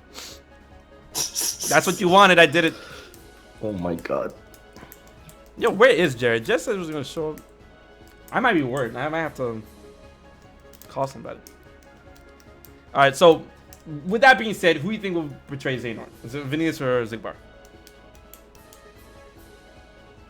Personally, I can only see Vanitas doing it. I like you said, I think Xigbar, he's Xehanort's boy, and he's not gonna do that. He definitely cares a lot. Okay, I'm not gonna make it sound all sappy, but he's too deep to try and betray Xehanort. Vanitas is a being, formed of pure darkness. It would be very easy for him to do that because he probably has no morals to begin with. I wouldn't put Xigbar for the sheer fact that I don't know if I think it's admiration, but also fear that he knows that he's gonna die. He's gonna die. Oh yeah. Like if he tries anything, it's over for him. He's gonna get smoked. Oh my god, you put that picture, Jared. Yes. Look, I'm making him dance. Oh my god. Also, yeah, Xigbar wants a Keyblade. I wonder if that ever is gonna be a thing. Oh yeah, dude, I'm excited to see, like, because it has to be the Keyblade War. It has to be the Keyblade wielders. I'm excited to see these 13 Secret Stars just like bust out Keyblades. And that, oh boy, that. What? What do you mean what? He's making them Norts. He's giving them. He's gonna make them wield Keyblades. That was the deal that Xigbar wanted. And it's like, oh yeah, if you want to wield the Keyblade, you're gonna have to bear my heart. It's like, oh no biggie. It's like, oh, you're gonna lose yourself. I don't care. And then let's get it. So he does that to the rest of them. He Norts them, and it's like that's how. It's like, hey man, now you guys get Keyblades. So I'm excited for that. I want to see that. And then we're gonna see each of them wield their original elements, plus darkness. So like Dark Scene, Dark Lightning, Vex and Dark Ice. I can't wait to kick her shit in. Yeah, Dark Space for Xigbar. Dark nothing. Well, no, like nothingness and darkness again for Ansem and Zemnis. Then we're gonna see Syx Dark Moon. Moon is not a fucking element. Syx is so lame, man. What the fuck? Neither is card or dice or time. No, time. Time is his element. Time is an element. Moon is not a fucking element. What you gonna do? Oh, my element is the power is the moon. The moon's power. Do you feel it? No, I don't. It's literally the moon. That's not a power. But look at me. I turn berserk and I'm a werewolf. And like that's still like your element could be anger or some shit. I mean, look at you. You're throwing out blue fire, but your element's not the fucking moon. But I'm the lunar, the environment. Syx, the fuck up, man. Talk to me when you actually have a fucking element. Syx was made Xehanor's fucking bitch, boy. That's why he has a scar on his fucking face. That's extra Xehanor, boy, and don't you forget it. Man, Syx is so lame. I hate him. Damn, we have strong feelings today. I'm gonna have to end soon, like around in a couple minutes. Just letting you know. Wait, you're gonna have to jump off? Yeah, we've been streaming for like an hour and a half. Yeah, why can't we stream for like 3 hours? Cause I can't stream for like 3 hours. What's I wrong don't with even. you? No, I have to go. Where are you going? Mind your fucking business. What the fuck you mean? Maybe I just gotta go. Asking all that shit. Where you going? Like, I'm not telling you in front of 852 people.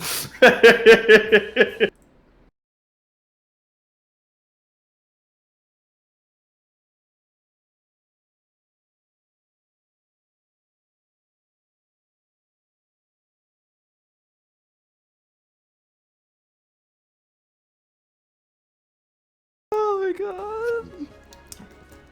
This guy you weak as fuck. That's what's so sad in the chat. So wait, Anyway, yo, Dean, are we gonna write it on? Wait for Jared. you think he's coming? I don't think he's coming. I don't think he's coming. I don't think he's coming. Dean, what? Not Dean. Jared, what happened, man? I talked to this man a week ago, and it's like, yo, 100 days. Where you at? But nah, Jared said he wants to do this. He wants to do this more frequently. But what say you guys? Did you fix the mic? Yeah, the mic's up already. Okay. Wait, what? Do you guys want to have Keykeeper streams more frequently going into the release of Kingdom Hearts 3? You keep cutting out. Huh? Wait, really? Yeah. Do you guys want to have more frequent Keykeeper streams going into Kingdom Hearts 3's release? Yes, I want to say one thing though. I'm down for that, but I also want to do like we were talking about it before we started, like video games. Yeah, let's get on Dead by Daylight together. We could play Dead by Daylight, Yeah, Fortnite, yeah. whatever other games we have. Yeah, 4-player games. Yeah, but they probably good. Well, look, I don't want to put the man on blast, but I'm just gonna bring it up. He can easily say no, easily, right? But Sky's leaving, so whatever. Some dude in the chat is like, yo, you want to get Ben Diskin in here and have an interview on live stream? Me and Dean interview Ben. Oh my. Nah, he's probably gonna say no because he's probably chilling on the couch. So he's like, I'm good. yeah, exactly. Nah, no pressure. Oh, you're gonna put him on the spot, bro. No, I'm not putting him on the spot. No pressure. I'm not just saying, little Ben, if you don't show up, we're gonna have a problem. I'm not saying that. I'm just saying, like, you know, chat threw it out there. I just want to throw it out there as well. And now we're all blacklisted. We did great. There it is. There it is. That'll do it. First the pirate ship, and then Nah.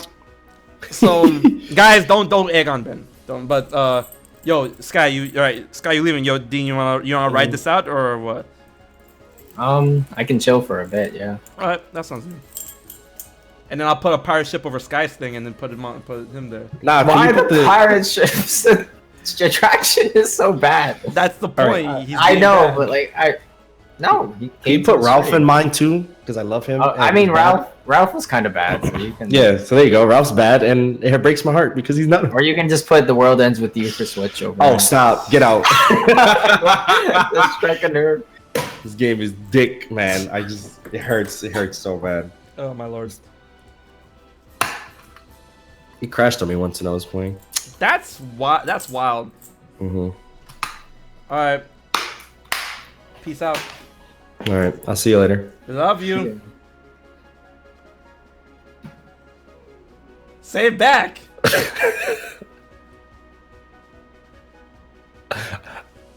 I have commitment issues.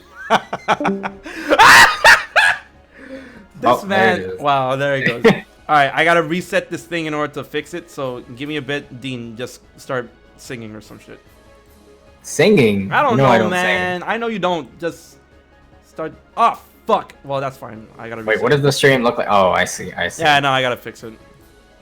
What is stream? So Ben All sent right, me chat. Ben sent me a message. Okay. What do you say? I'm just gonna like.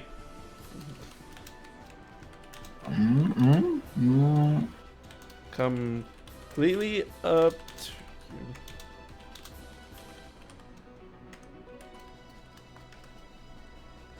I'm just laying it out there for him. Laying it out there. All right, so let me fix my cameras. Add source. All right, Chad. There's only one correct answer, and I want to ask you: Oh, this is gonna be good. who would win in a fight, Sora or Aqua? KH3 Sora or Aqua? Oh, dude, you had me going for a little bit because we were about to fight. But Sora and Aqua, that's fine. Yeah, Aqua's free. Wait, why is Siri answering my question? What? Wait, did you hear that? I heard that. Yeah, I heard that. Wait. Okay, everyone's saying Sora. Oh no, I see one Aqua. Oh no, he's just. Nah, Aqua's free. Aqua's so free. Yeah, she's free because we got that practice in for 0.2. So. Oh boy. I think she is gorgeous. Have you seen that video where that guy is like, "She is very gorgeous to me"? Yeah, the one on the bus. Yeah, I was dying at that this morning. I tweeted a version of that with Aqua. I said, people were defending Aqua like that dude. Okay, guys, don't freak out. But Stop. Ben Diskin agreed. What should I wear?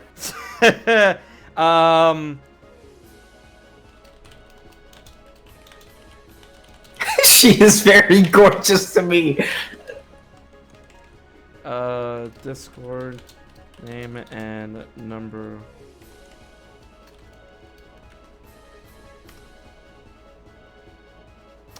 All right, so yeah, Ben Diskin agreed. Holy shit up. We're just gonna actually, I'm gonna take this down.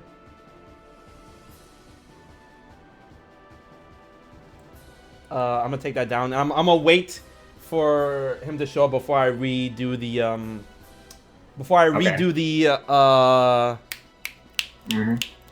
the camera things, the camera angles. You know what I mean? Because if he hops in, it's gonna shift them all, and then I have to do them again. So yeah. Oh my god. Oh my god. Do you know who that is? That's the young Xehanort. Look. I'm gonna need you to calm down. I don't need another JonTron situation. Dude, it'll be nothing like that. The JonTron thing. Oh my! That was my first like. I will never forget that. Forget it. Forget it. No, I will never. No, you want to tell the story, or should I? You can tell the story. It's your point of view. But no. Because I didn't really see what I was like, but you know, I saw your reaction and. Oh yeah, people were starting to add. All right, so. Here's the story. When we all went to, it was the first time we were all together in PAX, right? Right? It was the first year. Right. So, I'm part of Polaris, and so was JonTron at the time. I'm pretty sure he still is. And I met him the day before, and I was starstruck, but I didn't freak out because I mean, like, I had to carry myself a certain way. So my manager at the time introduced me to JonTron, and we started talking. It was cool and stuff like that. So then, that was at the Polaris booth. The Polaris location to where they were chilling and had all their equipment stuff was on the second floor, and I had to go there in order to pick something up from my manager. And I went there and I had Jared, Dean, and at the time Tyler, Volt Edits. They were all there with me, and Sky was doing his own thing. I don't know, he was running around some shit, right? So I'm there, and then I'm just, you know, I'm chatting with my manager. He's like, oh, these are my friends, part of my group and stuff, blah blah blah. And then they're just getting to know each other. And then out of nowhere, JonTron literally just passes by us because, of course, he's going to the Polaris back area where all the equipment is, because I guess he needed something. And he goes there, and he passes by in front, and then I kid you not, Jared, Tyler, and Dean just screeched. They howled. They were jumping. all they were. Like, Okay, I was just no, I am inhaling no. I am not. I am not over exaggerating this. I will never forget the look in their faces. It's like, it's really like they saw Jesus walking on water. It was wild. Like they were just so what? Like, they're like, oh my god! And John was like, John was freaking out a little bit. So he's like, like, and then he keeps walking, and they're just still like starstruck, like up there, like out of their mind, and they're in the back, and I'm like, yo, you guys are alright? And it's like, yo, that's John. I'm like, I am aware. So I go in the back and I talk to John, and I'm like, oh, so those are my friends. They're really huge fans, blah blah blah. They were just really, super excited to see you. He's like, oh no, I definitely understand. But then he had to leave through the back area, so he didn't come out that same area. So it's not like they could bum rush him again, right? Then funny enough, that same convention, I got you guys the I signed the playing cards, right? And I give them to you. Yeah. So I'm like, oh yeah, you remember my friends that kind of freaked out in front of you? And it's like, yeah. So they're really huge fans. Can you guys, can you sign these cards for me? It's like, oh yeah, no problem. So then like Dean, Tyler, Jared, and I like, all right. I'm like, hey boys, look what I got you. And then So yeah. It's a very nice present. Thank you. So we're just spinning our wheels here a little bit. I think Ben is getting Discord because I don't think he has Discord. So yeah. Oh, perfect. Yo, I'm kind of mad because Kingdom Hearts Union Cross came out with some really nice new costumes, and I'd spent like almost all my jewels on that cat armor shit, and now they came out with this really nice like regal dark bird Raven costume, and I really want that. And now they really had me on cuck. So that's funny. That's funny, Ben. All right, I got you. All right, adding him now. Let me go ahead and send him a friend request. Oh my god! Oh my god! Oh my god!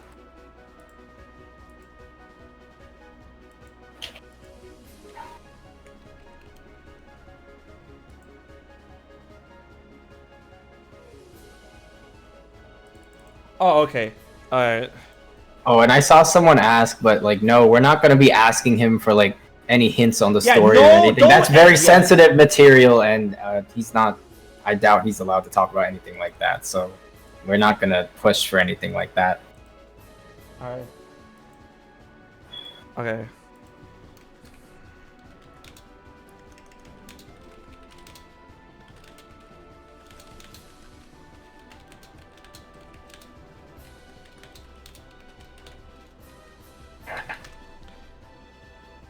Alright, hopefully that will work, and we will get this show on the road. So if you guys don't know who Ben Diskin is the voice actor, very capable voice actor, and a really cool guy. He's the voice actor for young Xehanort. Tell him to do the voice. Now you tell him to do the voice. I'm not gonna get this man to like, yo man, don't do that. Make him say a line. Can you... Oh, I think he's in. Yeah, that's him. All right. Okay. Let me lower this thingamajiggy down. Alright. I'm about to put on young Xehanort's theme song right now. Dark impetus. Ben, if you can hear me, just go ahead and join up the call. There should be like a join option there. I don't know if you're new to Discord, but yeah.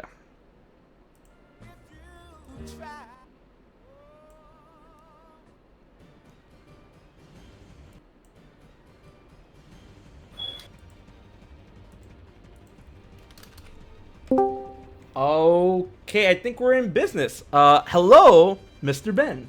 Can you hear me? Yo, Ben? The Ben Diskin? Yo, relax. I'm just playing, man. I know.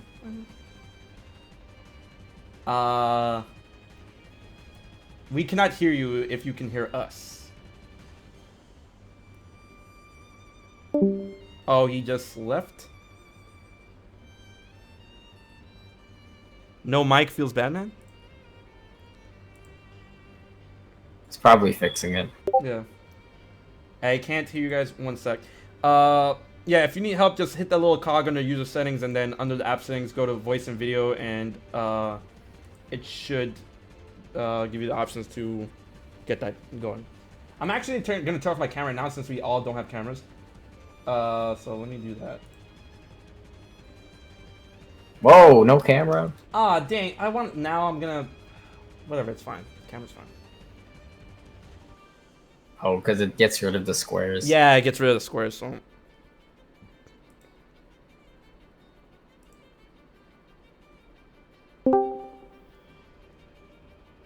But you know what I can do? I can change it up so I turn off the camera and then do this instead. There we go. All right. Hello, Ben.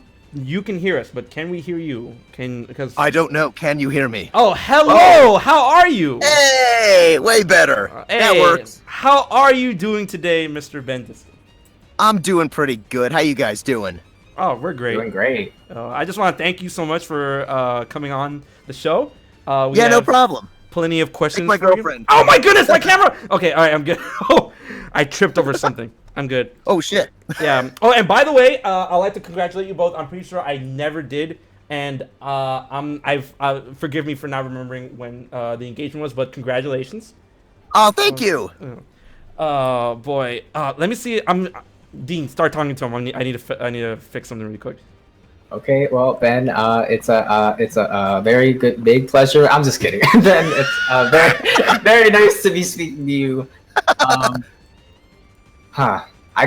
feel like I gotta be a little bit careful with what kind of questions I ask, because. Oh, it's okay. I'll have to be very careful with any questions I answer, so it's cool.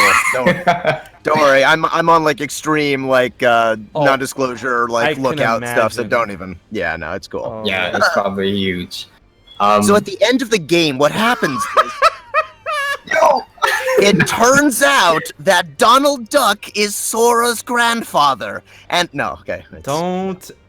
Spoilers. Right? Goodness gracious. I just got spoiled. Absolutely legitimate. Thanks. Not at all a joke. Thanks, Konami. Thanks, Konami. Konami. Alright. I'm gonna go ahead. I'm trying to put like our avatars like in a place that doesn't look kind of awky on the stream, but That's okay. I don't think I got one, so it's cool. I kind of. We got young Xehanort. Yeah, I'm just using a young Xehanort render. I know. I'll just put mine on top of yours. All right. That's good. All right. So yeah. Chat, please welcome Ben Diskin. Hey, what's up, chat? Hey. Would you like to introduce yourself a little bit for those who aren't aware of your very capable voice acting career, besides the fact that you're a young Xehanort? Well, I mean, that's really the only thing that matters. Let's be real here. Yeah, I've been a voice actor for about 30 years now. I started when I was like 6 years old doing like commercials and stuff that none of you guys would have heard because I don't think you guys were alive. So don't worry about that. I did cartoon shows. So like one of the earlier ones was Hey Arnold. I was like the third guy to voice Eugene the Jinx on that.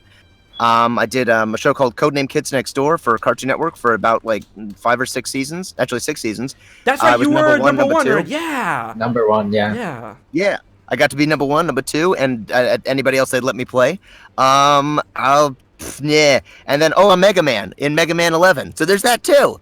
Nice. And just a whole bunch of other like stuff. Now there's like a bunch of anime that I've done too. So if you're into that, I'm probably somewhere in there as like one of the background guys going, "Please don't kill me," and then dying. So I'm one of those dudes. Whoa, that's crazy, man. That's very extensive and stuff. And you know, I'm glad that because I've already been listening to your work way before you even got near Kingdom Hearts, and it's been like I've known your voice work. Like I was a huge fan of Kids Next Door, so I'm like, yo, Ben Diskin, young Xehanort, what?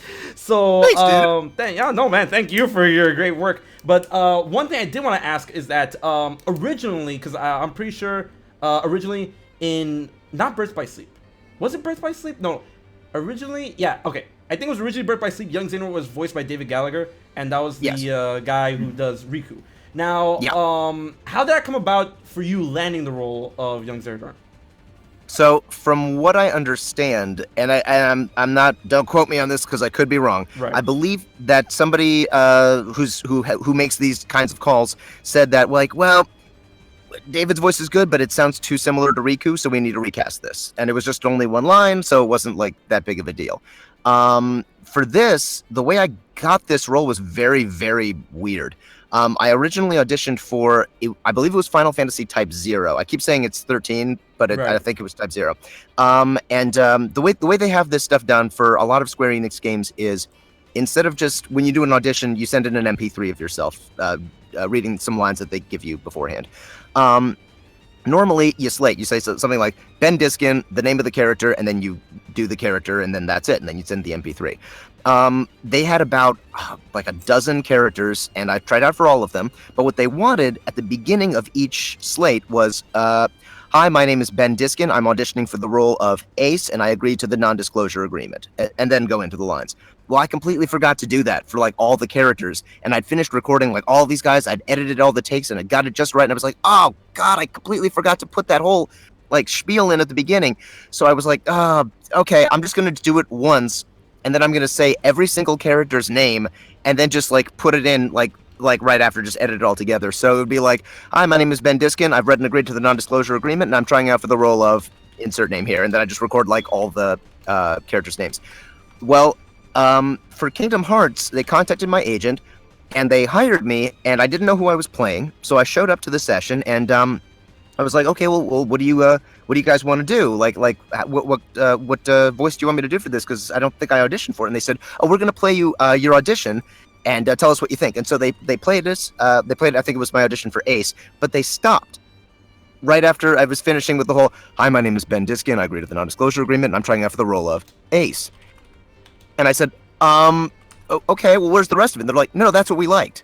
I said, what? They're like, yeah, the slate that you did for all of those characters, it all just sort of sounded like the same, just kind of monotonous, sort of like droning, because I was like, oh, God, I don't want to do this. So me and my crappy slate was how I booked this role.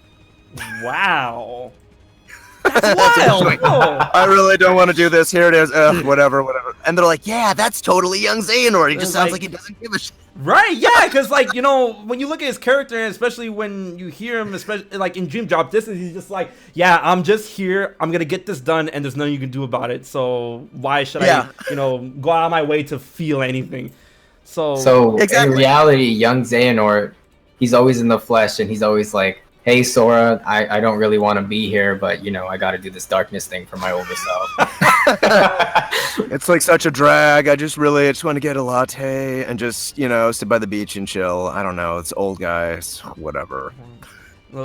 Speaking of voice roles, I'm like, I always coming back to Ben Diskin. I forgot the character's name, but that's another role that I really liked you in.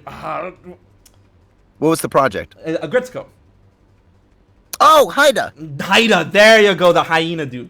Yeah. Oh, like, thanks. And I you know, I didn't recognize you until like the second time I saw him. I'm like, wait a minute, that's not Ben. I go to your Twitter and it's nothing but Haida stuff all over it. I'm like, wow. All right, man. And then that's what I'm saying.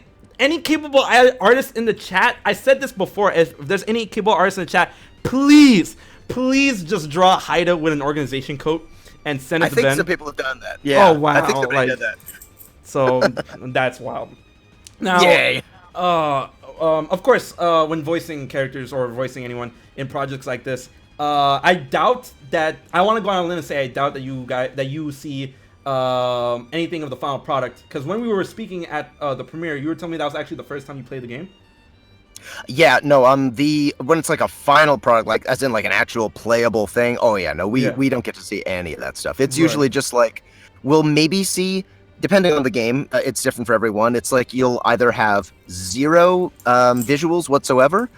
Sometimes it's, all right, we've got visuals, but we're only going to hear, we have the Japanese reference, and that's really all you're going to get. So you're not going to hear any of the other English performers, so it's kind of a little bit more narrow. Other times it'll be like we will get, say, like there's no, we won't even hear the reference, but instead they're going to say this is how long it took. It took 2.32 seconds, and so we need to make sure it's that timing or less. It can't go over that. So that's your only thing. Other times we get like pre-rendered cutscenes where it's like everything is very, very early on, and so it really varies wildly from game to game. Like for Dream Drop Distance, for instance, some of the stuff I actually had some visual references for, but it was like you would just see like the character like a stick figure just standing there, just moving around and not actually moving his arms and legs. And it was like instead of like fighting, they would just sort of be like bumping into each other. It would kind of look like that. Oh wow! So it was like use your imagination, but like this is where there's going to be an epic fight scene. So, but instead it's just here's our character in T pose with his arms sticking out, just kind of going like and smacking up against Sora. It would look something like that. So, or Riku? I don't even remember who I fought in Dream Drop Distance. I think it was Sora. Yeah, anywho. you fought Riku. It was Riku. I do. Oh, I was Riku? Dang. Yeah. Well, anyway, it was that kind of stuff, though. It was that sort of thing. So, like, it just kind of varies. So we really, sometimes we have, like, almost finished product. Other times we have, like, nothing. Ooh. And it's just, director's choice. So we're reliant very much on the director to make sure that they know what the heck the final product is ultimately going to look like and sound like and stuff like that. Right. Because I want to spin off that question because I know that your fiance is a huge fan of the Kingdom Hearts series overall. Oh, yeah. And thank you so much for your support. I know you're watching. And I was going to say, what about you in particular? Were you a fan of the series? Were you a fan of the games? And if so, how does Kingdom Hearts 3 compare when you see it in motion or you've played it compared to the other games? Let's see. I would say yes. I wouldn't say I'm a huge Kingdom Hearts fan, but I did play the original game and I really liked it. And then I was one of those guys, and I'm sure tons of people can relate to this. I played 1, I liked it. 2 came out, I was like, sweet. I played it, I went, what the heck is going on? Who is this? Who are all these guys in dark cloaks? Am I supposed to know who they are? What happened? So that's sort of what that's. So yeah, I liked it, and but I wouldn't say I was like a major Kingdom Hearts fan because I didn't even realize you were supposed to play the spin-off, the quote spin-off games. Right. But it was really cool. I would say my favorite is still 2, although I do like the story of Birth by Sleep a little bit more. The combat from 2 is still my favorite. Good culture. I'm behind it. I'm a man of culture. Thank you. Yes. You too as well. I see. Haha. I have a question for you. Yeah. You may or may not know, but I am a huge fan of like the battle quotes that characters will say like during battle. So when they're like grunting, like ha yeah, and they say like take this and all that. How do they kind of set you up to do that, and how do you go about doing that? Well, first of all, I just want to make a big shout out to Ansem, because or it might have been Zemnis. No, I think it's Ansem. And it's in the first game, my girlfriend kept thinking he was saying, so what do you want out of college? But he was actually saying something along the lines of like, what do you hope to accomplish? Yeah, what do you hope to accomplish? Yeah, that's the line. Yeah, that's Ansem. Okay, yeah, so that was anyway. She's looking at me now. Anywho, I would say to actually answer your question like a person, they basically just sort of prepare us by we do it like pretty much 2 times, and whichever one they like more is the one they go for. And then if there's like a little bit more direction that they want, they'll give something for that. So it's usually pretty straightforward. And if it's something like take that, it's one of those things of like, say take that, you're attacking them, and they might just tell you like you're using a sword, you're using a whip, you're using a hammer. And so it's like, okay, if it's a hammer, then there's probably going to be like a kind of like sound within the take that kind of idea. If it's a short sword, it's a little bit easier to wield, so there's less effort in your voice. But that's pretty much it for most of those things. As for the actual dialogue, it's director's choice, and so it's sort of like I'll do it a couple of times. Some of them are loud, some of them are kind of quiet, and they'll kind of pick the one that they want. So it's that's kind of pretty much how all of that stuff is done, though. Wow, I'm getting a lot of insight from this. This is nice. Yeah. So like for those grunts, they don't always show you like the Japanese version of them before you record them. Sometimes they do, and they will specifically say, "Don't do this." Oh, what? Oh, that's crazy. and it's not because like the Japanese did a bad job, but it's because maybe they did something that's like considered very, very Japanese. And when you have like an American, the trick is this: it's a tightrope. It's you don't want to go full American, but you don't want to go full weeaboo. So like, I know, I feel you. Yeah. Right, like I played a character in another game called Tales of Berseria. His name is Rokuro Rangetsu. Wait, what? Oh yeah, you played that? Whoa! Oh, I need to tell my brother this, dude. Like, Oh, okay, That's yeah, wild. I'm Rokuro in that. Nice. Anyway, so like he's clearly based on like Japanese lore. He's very Japanese in character. He's like a samurai, that kind of thing. But like it's like if you go, hey guys, how's it going? My name is Rokuro Rangetsu. It's like, whoa, no, that's way too Japanese, and it's like jarring. And it's the same sort of thing if you go, hey guys, I'm Rokuro Rangetsu. It's like, no, that's way too American, and it sounds awful. So for the attack sounds, if like the Japanese does something along the lines of like with like a lot of like the tongue rolling thing, like that's maybe they'll have you go ha instead. So or like if there's like a weird ZH sound, they might go maybe stay away from that. That's a little too out there. And in other products, they go, look, we're gonna have you like 9 million different attack sounds. We want it super varied, and they'll just be like, how about Joe? How about Ba? How about Ron? Like they'll just come up with words, and you just have to yell that word to make it kind of sound like an attack. That's how most of the attacks kind of sound. But like it's sometimes it's do the Japanese, and sometimes it's stay away from it, depending on how the original guy did it and how it works for his version of the character. Nice. Oh, dude, this might sound kind of weird, but I'm so hyped to hear if you did some new ones for KH3. I don't know. It really gets me into the fight. We are not. No, I'm not asking him if you did or not. All right, Dean. You see this pot? All right, like I'm having a metaphysical pot in my hand. This is the pot of this is the pot of truth. We're putting this pot in the corner, and we're not gonna go near that pot anymore. Okay? Chill. Yeah, I'm telling you to like. All right, so because the last thing I want to do is do anything to make Ben feel uncomfortable. Oh, it's not about feeling uncomfortable. I just don't want to get in trouble with Disney. No, I feel it. Of course. So what's your shoe size?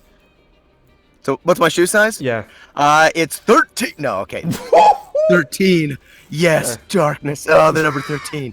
No, it's definitely not 7. I saw that quote about that, the whole 13 joke on Twitter.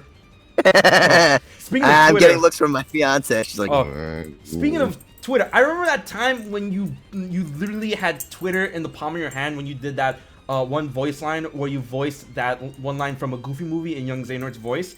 And I'm like, guys, this is a joke. And there was a lot of people believing it's like, yo, there's a new line for Kingdom Hearts 3. I'm like, guys, you did not see Goofy movie. Like, clearly. No, and they all thought I was doing Goofy, by the way. And that was really just, I'm like, it's clearly supposed to be Max. I'm not Jason Marsden, so I'm not going to do a good Max impression. But, like, I'm just saying. That's clearly what that was. How dare you? Do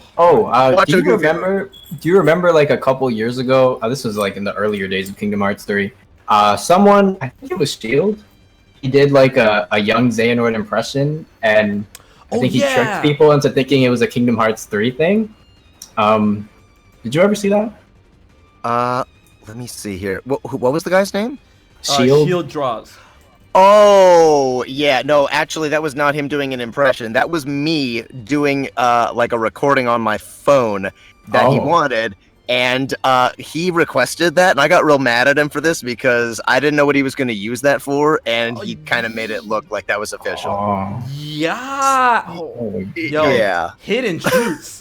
Here's the thing. You know what? I learned a lesson from that, which is be very careful what you record for people because you never know. And now, especially like now, I actually have like a good recording setup, which is what I'm using to talk to you guys. Nice. That would have sounded like, hey, it's something he actually recorded in studio that we got out. Like that would have been really bad, and you would have been like, that's clearly Ben. Right. Whoa, because I'm pretty sure you're supposed to be like.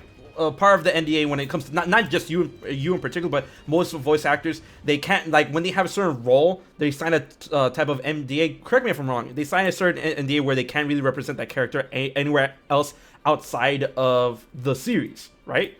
That's pretty much true for most. I don't know if it's an NDA necessarily, but it's definitely part of like your a clause. contract. Yeah. Well, it's an ownership thing. You're not allowed to be like, oh, this is now my character, but like. it really depends on what you do. I mean, no studio is realistically going to go after you if you like do something for fans and you like say like, hey, Right. happy birthday to so and so. Like no, like or like I think one of you guys has it's either Richard Epcar or Yeah, John Paul- St. John. No, Paul St. Peter. Paul St. Peter rather. Yeah. Yeah. Like doing. I think is it for HM Killa? Yeah, is it's it? me, yeah. Yours? Yeah, like that's they're not gonna like fire him for that and be like, we're never Right. gonna work with you. You left like a message about that. Like, no, but if for instance, if I took the character and I did something very derogatory with it, which is just him like swearing up and down and like some terrible thing, like that's different. That I would totally get in huge trouble for. Yeah. So like yeah, it's not as ironclad as it seems, but it's ironclad enough. Like you don't mess around with that stuff. Right, because interesting. I'm pretty sure that's the one reason why, like, you know, things like Death Battle, if at any point young Xehanort were to be in something like Death Battle, I'm pretty sure they can't call you to represent young Xehanort in that, if I'm wrong. I mean, they can call me. I'll just say no. Okay, yeah, yeah. So Be like, listen, that's funny. No. Well, there's this legendary story, and I don't know if it's true. But what it is that this group of people who worked. This was many years ago, before like the internet, who worked for Disney. Okay. They took Bambi, and they basically did the equivalent of an abridged series of it, where they re-recorded all the dialogue and they made it like super filthy and really funny. What? I need Now, to see they did- this. Well, so you can't. They Oh, did, damn. it was never publicly released. It was Okay. something that they showed, and apparently, I guess Walt Disney was actually at this screening, and he saw it. He thought it was hilarious. Everybody was laughing. After it was over, all of them fired. So Whoa. Yikes! yeah, and that didn't even get like leaked or anything to like the public, where it could have done some like serious damage to Disney. But like, oh boy, yeah, you got to be very careful when it's like you're the official voice of something. You go, no, I don't want to lose my job. So, Right. yeah. Yeah, of course, you know, I can definitely imagine, you know, like tiptoeing in that kind of sense. But one thing I do want to bring up, because I know my fans are gonna egg on me for this, like, you know, it's like, you guys had Ben Diskin in your stream and you didn't even try or anything. It's like, it's not what I want to try. It's just like, you know, I understand where this man's coming from. I don't want to put him in a position, but, and this is a very like straight, but is there anything like within what you can say that you would like to, you know, reveal? I would say very like, not like, I'm looking for the right word, like a very, a very subtle or small thing you will like to reveal for anything coming up, and it doesn't have to be particularly about Kingdom Hearts 3 or like anything about any upcoming projects that you want to plug or anything like. It's like, hey, I'm gonna be the voice of this releasing in blah blah blah or that. Well, first of all, don't you dare cop out. That's even worse. No, Oh, wait, it would wait, have to me be cop about Kingdom out? Hearts 3. Okay. No. I just want to be. I want to be. What's the word? Flexible. You know, I don't want to put you in the box. Right? Like, Let's see. What could I say? Let's see. Because I feel like it should be something about Kingdom Hearts. This is a Kingdom Hearts podcast. I would say, boy. Okay. It's because it doesn't really reveal anything. Oh. I would say my character, at some point in the game, please tell. Whoa. Please tell me that I don't want you to say something that you don't want, that you're gonna end up regretting saying that. So please. I think he knows what he's doing. Okay, yeah. Yeah. All right. I would say, because also this is not a shock, Right. will show up, basically make fun of you, and then leave. But like, when he makes fun of you, it is plot related. So that's what I'll say. Oh, okay. Okay. Interesting. There. So that's Alright. a simple thing. I don't think they're gonna get mad at me because that reveals nothing, and also like I'm pretty sure that happens in like every Kingdom Hearts game, like in 2, Right. like Yes, They all it's show very up and, common like, with organizations. yeah. So all right. So there you go. That's something that will happen. Yeah. All right. Let's step away from that because I don't want to. Okay. I Alright. don't want to put the pressure on you. So which You can hear Disney execs just cracking their knuckles. right now I'm gonna get that call from Justin in like 2 minutes right now. So yeah. Oh, speaking of which, have you met Justin? Like Justin Scarpone? I don't know. He's It's possible I have. He was at the premiere, and I don't know if you were even at the Union Cross event, but he was at the premiere, and he is the and he was at the one that we were at, the night one, where he's the vice the vice president and general manager of Disney Japan, and he's basically Oh. acts as the liaison between Nomura and like Square Enix team and Disney's team. He's basically like the liaison, and he's from Tokyo. I don't know. I might have, and I'm just drawing a blank on his face. I'm pretty horrible with faces. I think I can get a picture of him really quick. I'll like once you see him, you're like, oh, that guy, and stuff. Oh, okay. But I just wanted to like, we were talking about Disney, so it's like this guy's super nice, super nice guy. All right, so he's the dude. Oh, I hate Windows. All right, he's the dude all the way to the right.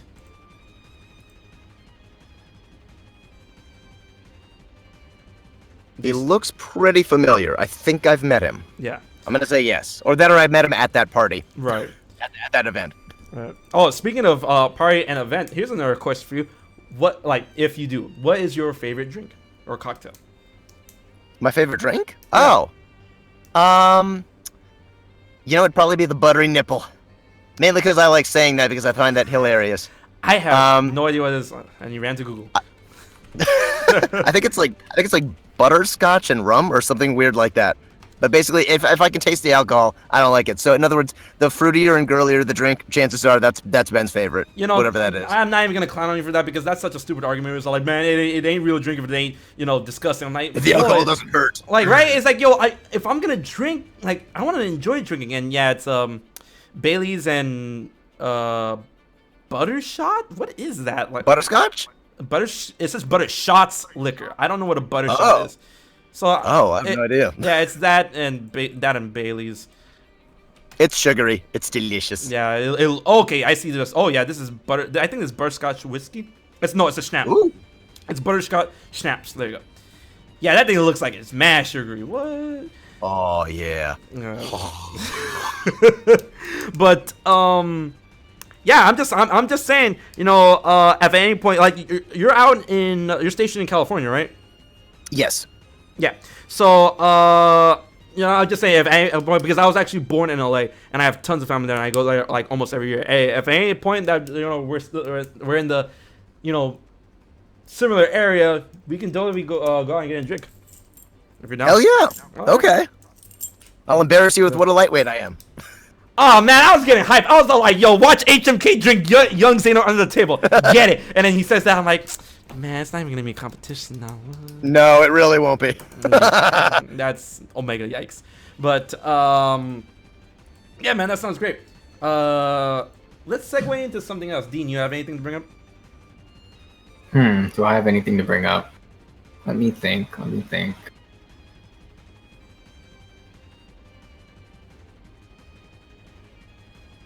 I had a really good one a couple minutes ago, and then I stepped out to grab something, and I forgot what it was. Was that knocking from you? Yeah, that was for me. I was so scared because I thought like someone was knocking. No, on it me. wasn't anything scary. No. I thought I was scared because I thought that knocking came from Ben's door. I'm like, oh wow, the ninjas are already going after him. Yeah, it wasn't. Open up! We know you kids are talking about Kingdom Hearts in there, you nerds. All right, Ben. There's a lot of there's a lot of non-believers in not a lot, but some non-believers. I'm gonna go ahead and make the little request to let them know who you are. Would you mind doing the voice for us for anything? Sure. What do you want me to say? I don't know. Nothing. Here's every swear word I know. No, as young Zan. Stop. No. Say I don't Your know. heart will wander the darkness forever. Whoa! Oh my God! Oh! Young Xehanort is in the. I need to go. That was Darkness, light, something, darkness. all right, guys. This has been the Keykeeper stream. Thank you so much for. I was not. You can't just. I was not prepared for that. Like that. You just turned into young Xehanort in half a second. I norted your waifu. Come at me, bro. I'm sorry, but let's take that into account because I'm sure that I want to go out on a limb and say Young Zern's one of your favorite roles. But other than that, who are some of your favorite roles that you've done over the years? Oh, well, actually, Haida from Agretzko, because it's literally just me being a dork. And Yeah, I it's can fun. hear it. I'm like, that's Diskin when I first pulled it up. I'm like, yikes. So Yeah. Thank you. That's the reaction I go for. Yikes. You know what I mean? Not like. I'm kidding. Yeah. No. I was Venom in Spectacular Spider-Man. He's like my favorite Marvel supervillain / anti-hero. So that was really awesome. I've done a bunch of like Star Wars stuff. I've been in Clone Wars and like an episode of Rebels too. Yeah. Yeah. Oh, I like Tales of Berseria too. My girlfriend loves that story, so she's actually watching like playthroughs of it and stuff on TV. Nice. Yeah. And then Seven Deadly Sins. I'm Bon in that, and it's on like Netflix too. It's a cool ass anime, and I have a good time doing it. Nice. Yeah, that's just it. I lost my train of thought. I was gonna. Damn it, Ben! That's okay. You made me 2 in the lose my morning. 2 in the morning, you'll remember. Yeah, it's gonna keep me up. I'm like, I was gonna ask Ben this, but then, damn, I lost. Oh, there we go. Thank you, chat. First, let me ask Dean. Dean, Dean, you don't watch movies, do you? Like, not often, no. Okay, so you probably Dean's haven't not seen cool. it. Whoa. I'm kidding. You probably just shattered his role. Ben, have you seen Venom yet? Yes, I have. What'd you think of the movie? I actually unironically enjoyed it. And I went in there with very low expectations, thinking it was going to be absolutely horrible. And I was like, you know what? I had fun. I don't think it's the most faithful interpretation of the character, but I had fun. I liked it. Yo, thank you. Because I went into Bane. No, I'm saying Bane because like there's a bunch of people saying like, oh, he was Bane or Ban or Bond, whatever. Bond. Yeah, Bond. I was like, yo, Venom is such a good movie in the sense that, you know, you like it for the wrong reasons. So yeah. Exactly, like guys in the chat, if you haven't seen Venom and the only reason why you haven't seen Venom is because you're like, oh man, the reviews say it's bad. Go watch the movie. It's actually it's not a waste of time. That's the one thing you have to get out of entertainment. If it's a waste of time, then it's bad. It's entertaining. So like therefore I think it did its job. Mm-hmm. Oh boy. But yeah, there you go. That was my train of thought. I don't know. Like since we have you on the show, is there anything that would you like to bring up the next subject talk? Because we've been just slamming you with questions. So that's okay. I kind of figured it. That's all right. Yeah, but I want you to be. I don't want it to be one of those like podcasts where you're here and then it's like, all right, guys, here's Ben Diskin and we're about to grill him for the next hour. No, I don't want. Let's talk about the ship. Can we talk about the ship? Here's the deal with the pirate ship. I think no, I don't know. I've I was trying to. It's like, yo, we in with the pirate ship, but nah. So yeah, if there's a subject you want to bring up, go ahead. The floor is yours, Mr. Benjamin Diskin. Oh, fudge. I'm looking. You know what I'm looking forward to for this game is I'm actually looking forward to seeing how like a newer generation of gamers looks at this, because I think for all of us, myself included, these games were around like when we were like in that kind of like younger or teenager like ages, and now we're all adults, and it's like, well, how does the generation of kids who came after us like feel about something like this? They're kind of getting dumped in like way late. Do they look at this game and go, I don't get it, it's like this is all weird, it feels like some like older game and it sucks? Or are they going to go, oh yeah, this is totally something I can pick up and play and I can enjoy it? I want to see that kind of like cross-generational interaction with people. That's kind of what I'm looking forward to. And I'm glad you brought some of that up. That's really awesome, because with Kingdom Hearts 3, I'm pretty sure there's something that we've all noticed, like the spotlight is directly shining on Kingdom Hearts 3's forehead, like so much so than any other Kingdom Hearts game, and a lot more so. And I feel like this is something that Square Enix kind of anticipated, but not really Disney. And then they kind of got the idea along the years of the promotion of Kingdom Hearts 3, is that a lot of people are really interested in this game. And then there's been a lot more people are covering it. A lot more content creators are popping up and covering Kingdom Hearts 3. A lot more news stations and stuff like that. And now Disney is like really putting in their muscle to like let people know, it's like, hey guys, Kingdom Hearts 3, January 29th, unlock and share the magic, right? So I feel that's really good, and I'm glad that you brought up like how will this generation really anticipate it, because I never like tooting my own horn, but I go to a lot of conventions and a lot of fans come up to me, and most of the time they're Kingdom Hearts fans. It's either Zelda, Kingdom Hearts, or Smash, and a lot of times it's Kingdom Hearts. right? And you know, I always kind of gauge the like how much interest they have in particular for each Kingdom Hearts game or the series as a whole, and try to like, you know, I would say guess their ages when they approach me and stuff. And it's very interesting what you see, because, you know, of course, I'm an adult, and Kingdom Hearts started when I was a child. So I would think like it's either gonna be either or. It's either gonna be like people my age or people really young getting into it due to the Disney power. And then what I surprised where I see people like really across the spectrum, you know what I mean? It's like, you know, I have children coming to me, it's like, hey, you should not be watching my channel. And then I have like, you know, preteens, teenagers going all the way up to adults, you know, going with Kingdom Hearts. So I'm like, wow, this is really broad, and you know, each year pass by, we get closer to Kingdom Hearts 3. So that's really wild that you bring that up, and I see, I guess I'm trying to say, I see the seeds being sown of that, you know, this of Kingdom Hearts 3 being an event that not only define a generation, but will also encapsulate multiple generations with its release. And that's not, and that's something I didn't really anticipate. You know, I knew it was like, oh, Kingdom Hearts 3 is gonna be big because it's the end of the Xehanort saga. Yeah, but I guess I kind of girded myself to like, you know, anticipate how big it could truly be. But at this point, it's a lot bigger than I expected. And I had, and my expectations were high enough. But now that it's like a lot bigger than I expected, because like I go to the conventions, I go to the orchestras, and I go to all these things. I'm like, yo, Disney needs to understand Kingdom Hearts is in, and like they're like, look at all this stuff. Here's the ultimate litmus test for how serious Disney's going to be taking this, and this I think will totally do it, and I hope it happens. If you see Kingdom Hearts merchandise at Disneyland, that's how you know they're like, okay, we're really in on this. And so far, I've looked. Every time I've been to Disneyland, I've looked all over the place. Nothing. Not even a shirt or like a coffee mug with like Sora in the background somewhere going, and I'm here too. Like nothing.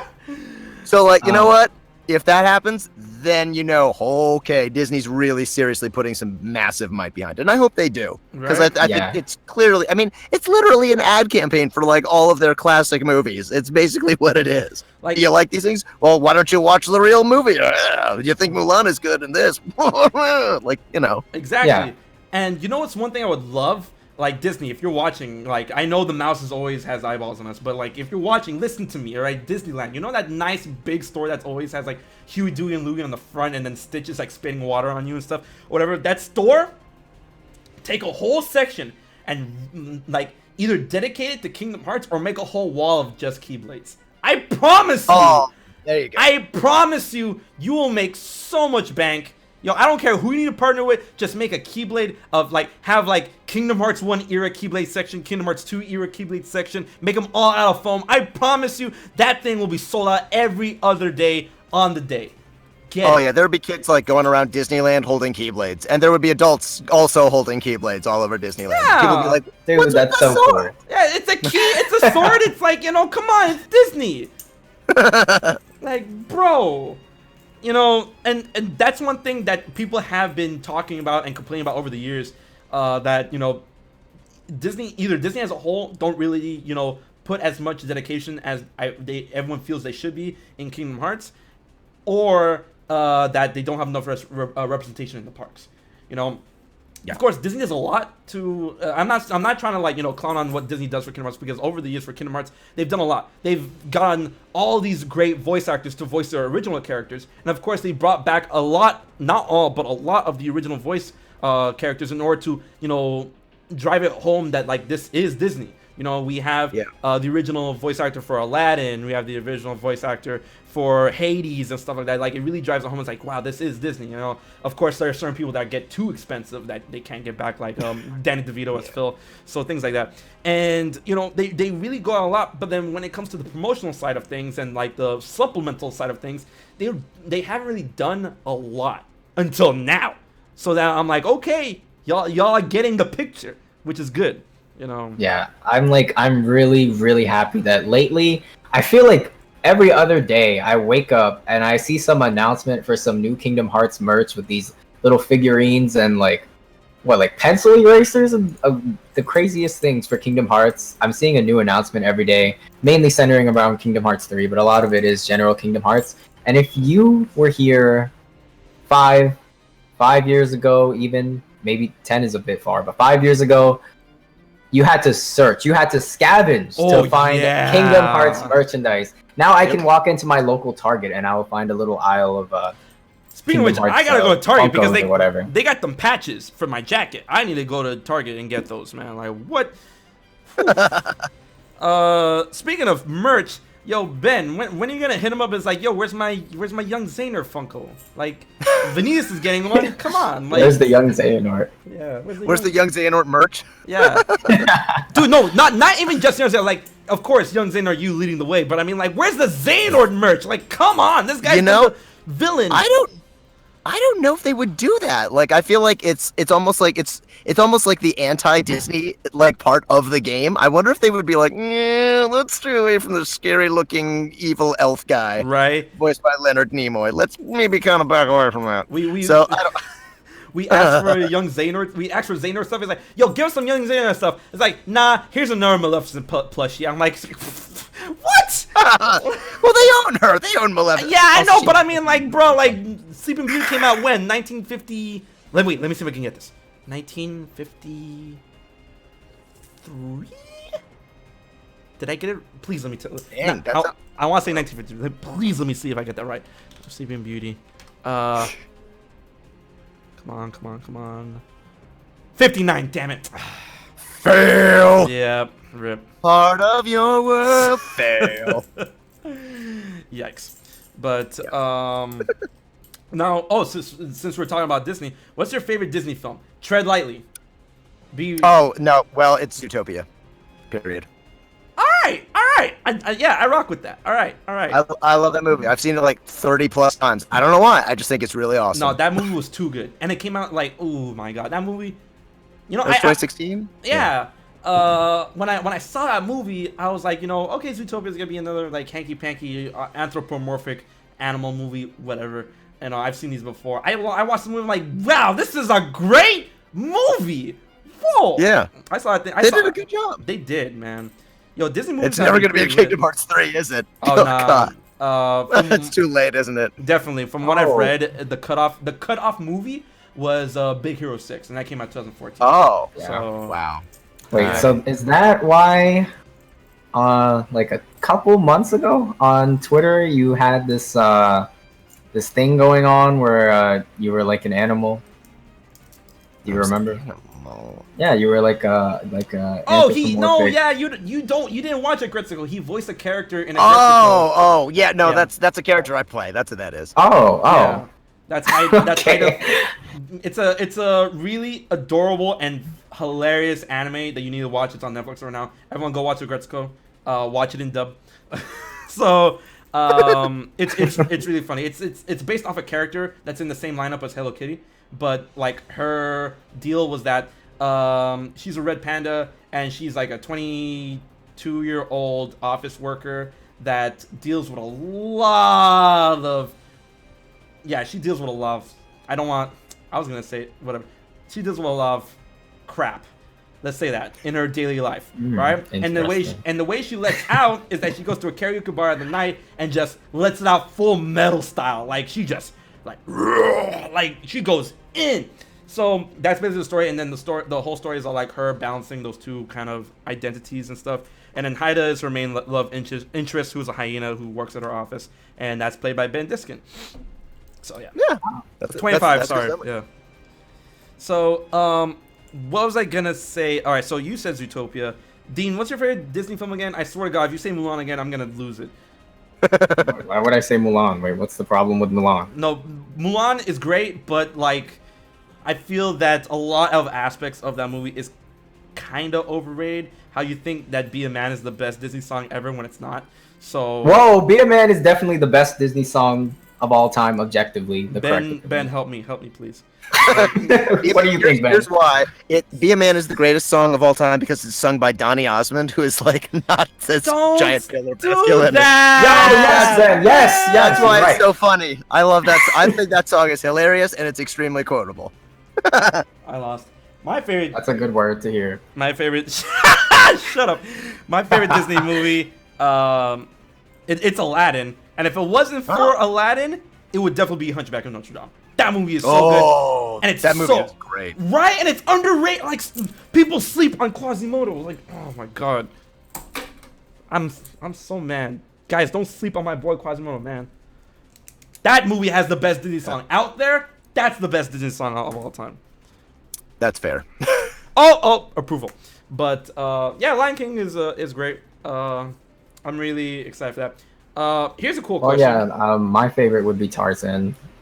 Tarzan was great. That was a great movie, but it was a terrible Kingdom Hearts world. Oh God, yeah. Oh God. I mean, I enjoyed it, but it's very easy to get lost.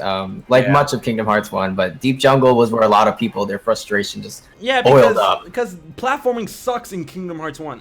So a level that's mostly made of platforming, yeah, no thanks, man. So here's an interesting question. You know, on the rhetorical is not the right word, but of the what if scenario of the. Oh, okay. I'm brain farting on my words. What is it? The Dean, say something. I'm processing. Go ahead. Yeah. So my favorite 3 Disney movies would be Tarzan, Mulan, and Lion King. I know HMK kind of hates Mulan apparently. I don't. I love Mulan. I'm tired of saying like. I love Mulan. I would definitely put it in my top 10, but I'm tired of people saying that it's like, yo, my top 3 like all the time. I'm like, dude, what? No. It is definitely top. Ben, what do you think of Mulan?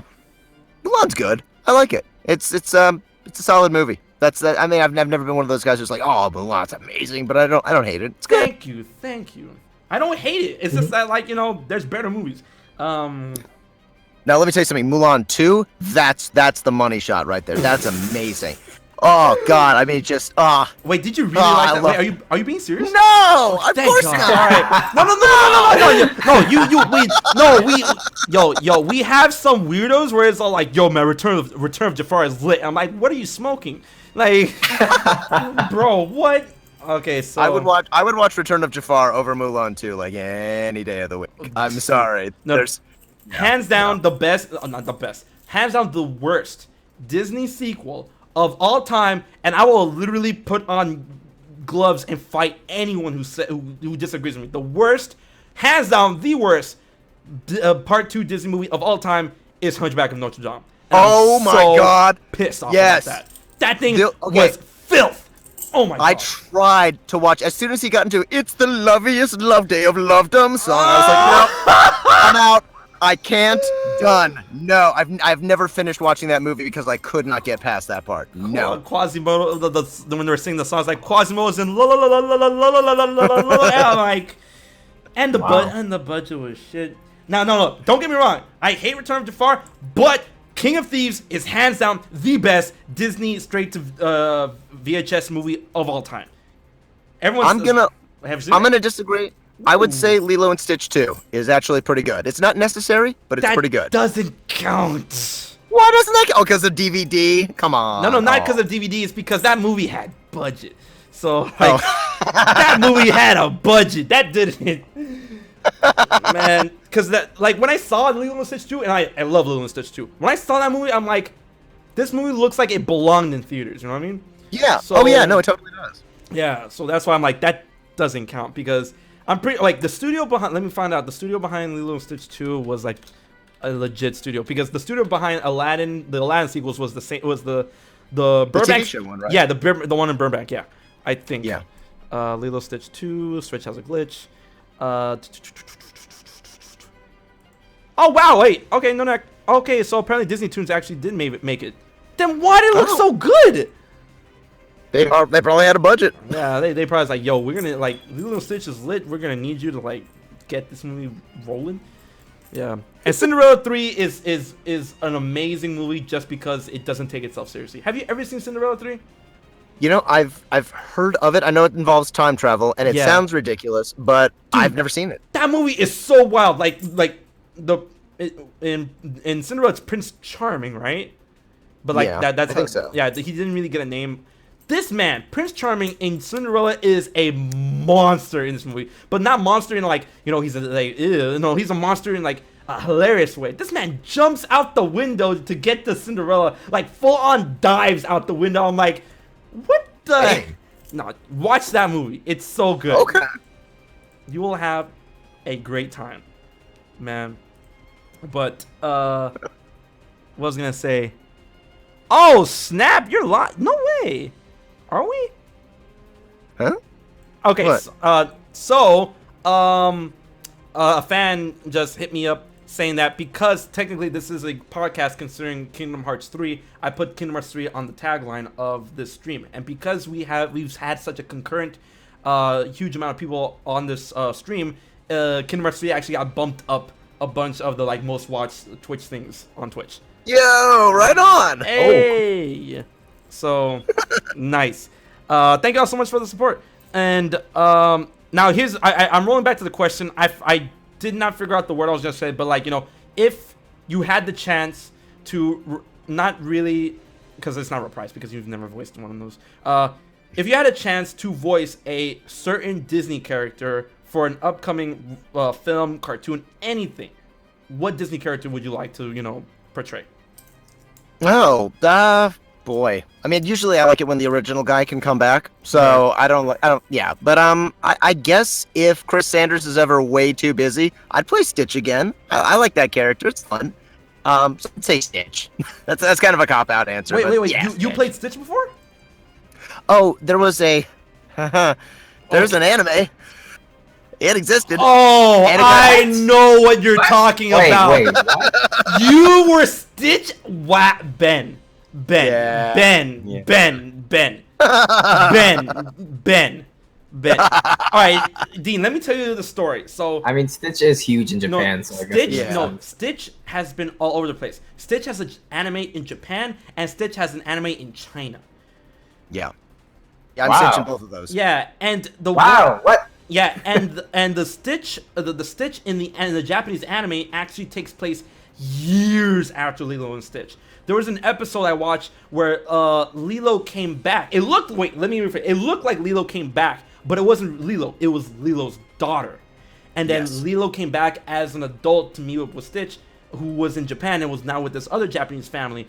And I'm like, damn, Whoa, that's sad. sad. That's sad. That's I'm heavy. like, That's heavy. that's I'm not prepared. heavy.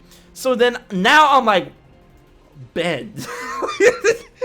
Whoa. Okay. All right. I rock with it. So wait. I never knew that. Wait, that got dubbed, or you were the sub for that? Oh no, that got dubbed. Yeah, Okay, they have alright. a guy in Japan who does all the Stitches stuff, and he did it for that anime too. And I'm Okay. assuming there's somebody in China who they also get for Chinese Stitch. Right. So I actually never knew that it got dubbed. All right. Now I gotta check it out. Great. Yeah. Awesome. Like. You don't have to do that. It's a fun show, but it's its own thing. Right, cool. Stitch has a creepy animatronic skeleton. Well, yeah, because he's technically a robot. Like he got put together by the Dr. Jumba, so he's like an android. But yeah, okay, Oh. so Stitch, huh? Yeah, I'm gonna say Stitch. Okay, cool. Stitch. All right. You got anything else to add? Yo, we're just churning the butter here, but I'm having a good time. We're just Where the chilling, heck is bro. Jared? Where is Jared? Like, Jared. Wait, okay, if I log off before he gets on, you tell him that he is no longer my favorite. Oh. Wow, ouch, Ben. I'm saying ouch for both of us. Wow. Like, By the way, Kane, actually, I got a job thanks to Jared. all right, that's fine. Now I retract. But damn, Oh, wait, tell what? the story? Yeah, Tell the story time. Okay, so there's a game. It's pretty well known, and I'm drawing a massive blank on it. No, it isn't. Come on, Ben. Think it's Skyrim. No, it's not. It's Elder Scrolls Online. Okay, There it is. All right. Huh. That's why I had to wring that out of my nerd brain. Anyway, they had a character who was supposed to have a Kiwi accent, and I had no idea how to do a New Zealand accent. I was like, I don't know what that is. But yeah, I can do that. That's what you're kind of supposed to, is not just go, sure, I can do that. In other words, just BS. And I was like, okay, I need to find some tutorials on how to do this so I don't completely screw this up. And some of them were good, some of them weren't very good. I was like, if I just know somebody with a New Zealand accent, I was like, oh, that's right. there's that guy from like the Key Keepers. He's from New Zealand. I'll just watch a bunch of his videos and just kind of do an impression of him. So if you find my character in that game, he is the Augur of the Obscure, and he's like a talking skull with a New Zealand accent, which is what they wanted. So I was like, all right. And it's basically just me doing an impression of Jared. Ben, does Jared know about this? Interesting. No, he does not know about that. He does not know about this. He does not know about that, no. And if Doesn't he ever finds that online, he'll be like, wow, that is a crappy New Zealand accent. Do I sound like that? Really? I'm not even shook about like what you're saying about the game, but the fact that you haven't told Jared about what nah dang nah. Where Dean, remember that moment where this is Jared's moment this is Jared's version of your moment. Remember the time where me and Sky went to D23 and you decided to go to Evo? Yes, I remember. This is Jared's version of this now. I mean, this is crazy. This, like, I think he plays that game too, or he used to play it. Uh-oh. So he might have heard it already. Yeah, and then he's like, man, this guy is trash. What kind of loser do they get to play this guy? Sounds nothing like a New Zealand guy. Oh, wait, if you don't mind, people in the chat are like, yo, do it. Fudge. If you remember it, I mean... If I even remember how to do the accent, because this is one of those things, it's like, it's weird, because it's kind of, the way it's described to me is, it's a little bit like Irish meets Australian, so it's kind of like, okay, guys, it's me, Cynical here, it's like, it's here instead of here, it's that kind of thing, so there's, right. It's hard for me to really, I can't think of any word, I'm not good at improvising, guys, I'm sorry, let alone doing it in accent, but, fudge. You really like that word. I'm trying not to swear, is why I'm saying. Yeah, ever since you showed up, I'm keeping it down too. Oh well, I don't know if what your audience is like. I don't know if it's like little kids or anything like that. I assume like, not, but just in case. When it comes to the combination of all of us, like Dean's here, so like I try to take that into account sometimes. So yeah. Yeah. Wow, that's a wild story. I'm liking these story times. Oh, well, all right. Speaking of story times, I'm pretty sure the chat doesn't know about this one particular story about how during the premiere, me, Dean already knows. Yeah, I know. It was me, Dean, Jared, Sky. We all went to like Five Guys, right? And we were like, okay, we were done with the premiere. It's like, wow, Kingdom Hearts 3, that was a great game. And then we all just decided to get some lunch, blah, blah, blah. We go look at our Twitter, and we see our Twitter's blowing up because Ben decided to tweet us like, yo, these guys just passed by us and did not say hi. And I'm like, I look at my phone, I look at the others, I'm like, okay. And then I furiously tweeted like, yo, Ben, where you at? Don't do this. Like, nah. I think we're getting like waffles and chicken or some weird, like, it was some bizarre place. Yeah, and then like like everyone was so sympathetic to Ben. They're all like, "Yo, poor Ben," and stuff. I'm like, "Yo, we did not see him. Like our we were literally like we were kind of spent after playing Kingdom Hearts, and we were like kind of mostly either looking at our phones or looking looking at the street as we walked forward, right? Because it was like it was that one shopping district where it wasn't near any type of street. It wasn't near like a road or anything like that. So we didn't even like look up or anything. So then Ben and his fiance and I guess you were with a couple other people too, just passed by us and then decided to like let us have it without calling our names. And everybody knew who I was talking about too. Oh my Dude, god! I was sitting in that burger place and I was like, Ben Diskin saw me and he tweeted me. I was like, he knows who I am. I mean, I already had an idea that you knew who I am, but you saw me in person and you were like, hey, let me tweet at him. Like, I was about to run out and find you. My girlfriend is like, that's my favorite guy right there. That's Sora Hallam 1. I'm like, oh, because I don't think I actually knew what you looked like, but she pointed you out, Dean. I'm her favorite? Oh, yeah. Dang, Dean. I'm so flattered. She finds your videos very analytical and very good. And I like all the crazy reactions from all the other guys. That's my favorite shit. Hey. Yeah. You like the energy. I love the energy. Like, and it's so funny, Dean, when you said like I'm so flattered. Literally, just I saw Axel in my head when you said that. What? Yeah, you thought of Axel, right? I was thinking of Axel too. That's where Kingdom Hearts got. Can I say? Yeah, that's what you get when Kingdom Hearts is on the mind like that. But wow, this is wild. You know, I just want to say thank you so much, Ben, for showing up. I'm not saying like, oh, it's over, guys, but like, never in my wildest dreams do I think like when I started my channel, or any of us when we started our channels, are like, hey man, 5 years later you'll be the first ones to play Kingdom Hearts 3, and now look, you're chilling with Ben Diskin on stream. And I'm like, dude, you're right. Yeah. You're right. Oh my god. Like, I never thought I'd be making videos online about a game that I love. And, like, I was making videos I started my YouTube around the time Dream Drop came out. So I actually started my channel off with Kingdom Hearts Dream Drop Distance. That's the first game I did on my channel. And now, years later, I'm talking to the voice actor of young Xehanort. Like, I just have to let that sink in. That is amazing. That's pretty cool. I think it's so cool to talk to you, dude. See, like, I'm the reverse of that. I'm like, those are the guys I watch on the internet, and now I'm talking to them. This is really neat. So the feeling's really? Yeah. Really? Oh yeah. I mean, actually, that's how I met like most of my friends in like real life. Is that they're all voice actors out here, but they do other things. Like a buddy of mine, his name is Chris Niosi. He's known as Kerbifer. He's been doing like Flash animation. Yeah. Like that's how I met him. It's like through Facebook, and I'm like, oh, you're that guy whose stuff I watch. Neat. And he's like, you watch my shit? Oh my god. Oh, whoa, fuck. Nah, wow, that's amazing. Yo, Kerbifer, he put out some really good stuff during the Newground days. Oh my god, that's like, yeah, Kerbifer was one of my favorites, especially with all the what was it? He did it one with Rina-chan, the Smash. Oh, you talking about Brawl Taunts? Yes. Oh my god.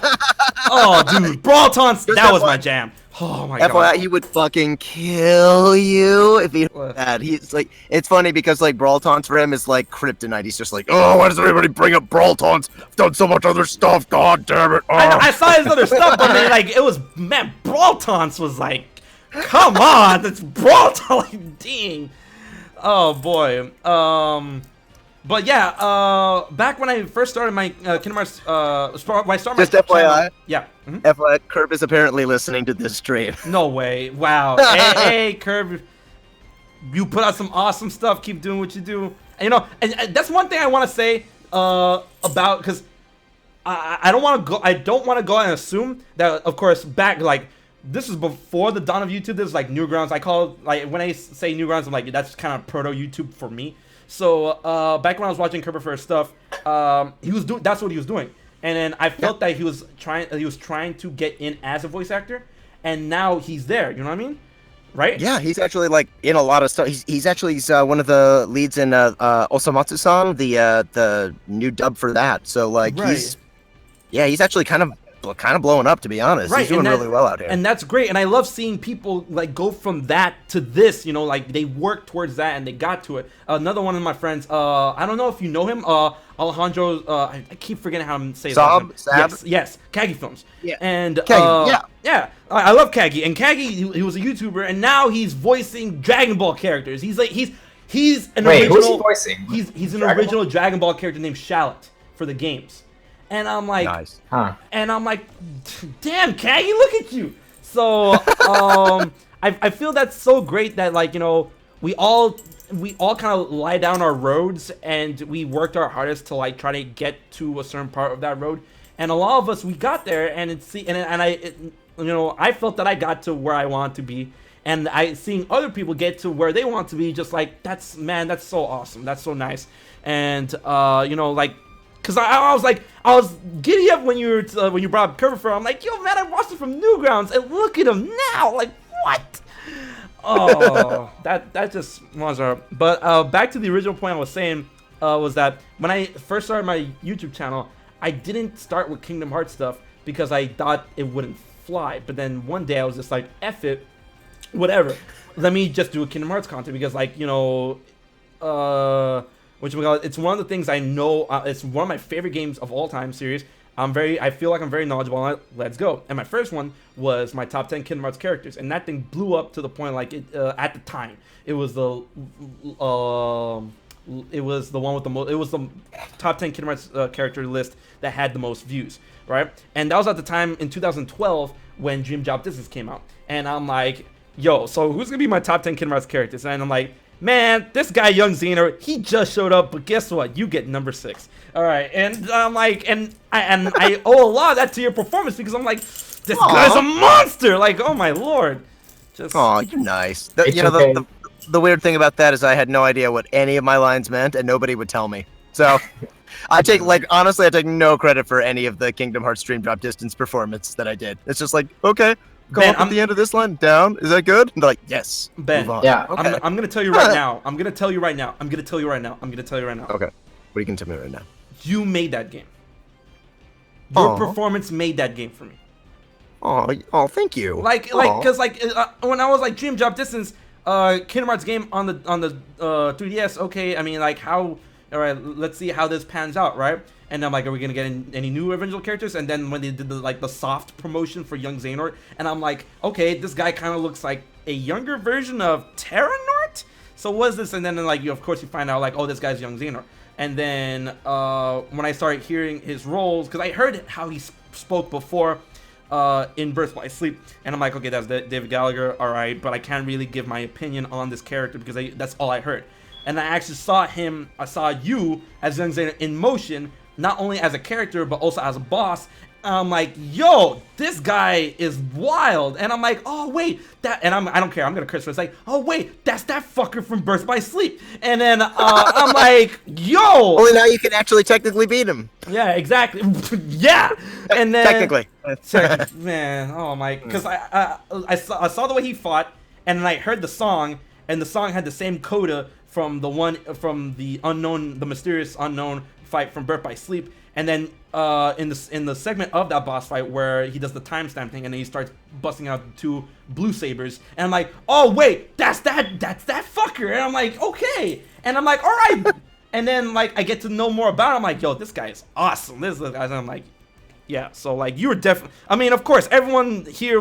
I'm pretty sure everyone will agree with like you were literally the breakout character because not only was the character designed to be, but I mean your performance made it that way. Can you imagine? It's like, yo, young Xehanort, yeah, Dream Drop Distance, and then your voice acting turned out to be terrible, and then it's like, oh. Yeah, that would have sucked. But I mean, like you, like got it on packed, and then look at you, man. Like, Well, thanks, dude. so that's what I want to say. Thank you. Oh boy, what were you saying, Dean? I heard you say HMK. You're like, what? Oh, I was gonna say something very similar about how young Xehanort was extremely cool in Dream Drop. I would also agree that he carried a lot of the game's performance for me. You did a fantastic job with young Xehanort, and I was gonna say this might kind of upset you a little bit, but as of right now, with everything I've seen in Kingdom Hearts so far, I do prefer young Xehanort as a villain to old Xehanort at the moment. That's part of me is all like, damn, I see what you're saying. Like, nah, but I still like my old man Xehanort. I like them both. I like all Xehanorts except. I do like them both. No. I'm not gonna open up that can of worms on stream. So I love all Xehanorts, and that's the thing. I hope that we learn more about Xehanort, especially old man Xehanort in Kingdom Hearts 3. That's what I'd like to see, because I want to know because we still, as far as I know, I don't think anybody knows what his actual motivation is for reaching Kingdom Hearts. Right, like he says things on the surface level, but I mean, like, what led up to that curiosity? You know what I mean? Yeah, and so much of it just seems to me to be like kind of a vague, like, well, this could mean a lot of different things. Does he want to take over the world? Does he want to consume the world in darkness? Why does he want to do that? Like, what's this guy? Is he actually evil, or is it something else? Like, I want to know. I actually don't, and I really don't know the answer to any of those questions. So I would want to know. In hopefully they have to do it in Kingdom Hearts 3 if it's the end of the Xehanort saga. But like, I want to know what made him do the things that he's doing. Right. Man. Yeah, he claims to, want to balance, and then he just claims he wants to unlock Kingdom Hearts, and then he claims he wants to start a Keyblade War. It's a lot of different stuff going on. Now, here's one thing I do want to ask. I don't know if, like, you can easily tell me if you can't answer or not, but it's not something where I'm trying to, like, lean over to, like, oh, yeah, give me unanswered questions about Kingdom Hearts 3. When I went to the E3 2015 conference, right, and that was the time where they finally blew up a little bit about Kingdom Hearts 3 for not showing anything for a year, right, and I was there in attendance, and they showed off the trailer, and the trailer obviously started with you as young Xehanort playing chess against young Ericus. I want to know if you can say it. How long ago did like Square or Disney like grab you and like, hey, listen, we need you to voice this trailer and not say anything about it? If you're able to answer that. That's a really good question. I Oh. don't. It's not even about whether I can or can't answer it. I Right. don't remember. Ooh. I can tell you this. They didn't tell me it was gonna be a younger version of my character. That it was gonna be like sort of a young version of him. Where it's like okay. even Right. further in the past. And so they just Right. told me like, we want you to match the Japanese performance. Like the voice is a little bit higher. And I'm like, okay. And he just kept going higher and higher and higher until it was like here. And I'm like, guys, people are gonna kill me on the internet if I do young Xehanort like this. This isn't what he sounds like. What are you doing to me? Well, you're killing me with this. And then it turns out, oh, he's younger. I'm like, you guys could have just told me that. It's the same thing having an aneurysm from like the fans ripping me a new butthole, going, "You don't do the voices right. What were you thinking?" So, but yeah, that's so even just the recording process for that was kept very much in the dark for me. So, but as for when I did it, don't really remember. Right. It would have been So are you're like thinking of like fan reactions as you're recording the game sometimes? Oh yeah, Based on their direction that they're giving you? If I really know the game, yes. Like there are certain things where I'm just like, guys, I know the fans, I know this project, we are doing something wrong, and I'll voice it. And if you can ask anybody, the poor people at Studiopolis, I did this anime called Digimon Fusion. I'm a huge Digimon fan. I know a ton of stuff about it. I know a ton of stuff about the show that we were dubbing, and a bunch of this stuff was inaccurate. I'm like, okay, this character is actually male. This character is not a tiger. He's actually a wolf. We need to change. So stop calling him a kitty. That's completely wrong. Call him a puppy if you want to, but like, come on, no. And those poor people, I drove everybody completely bonkers on that I'm show. glad that I respect it. up. I respect it. I'm glad you brought that up because that's something that's always been bothering me in my head when it comes to like voice acting stuff. Like, what if a voice actor dubs something that they know about, and then the director doesn't know what they're talking about, and then it's like, excuse me, like, do voice actors do it? I'm like, now I know. Well, Wow.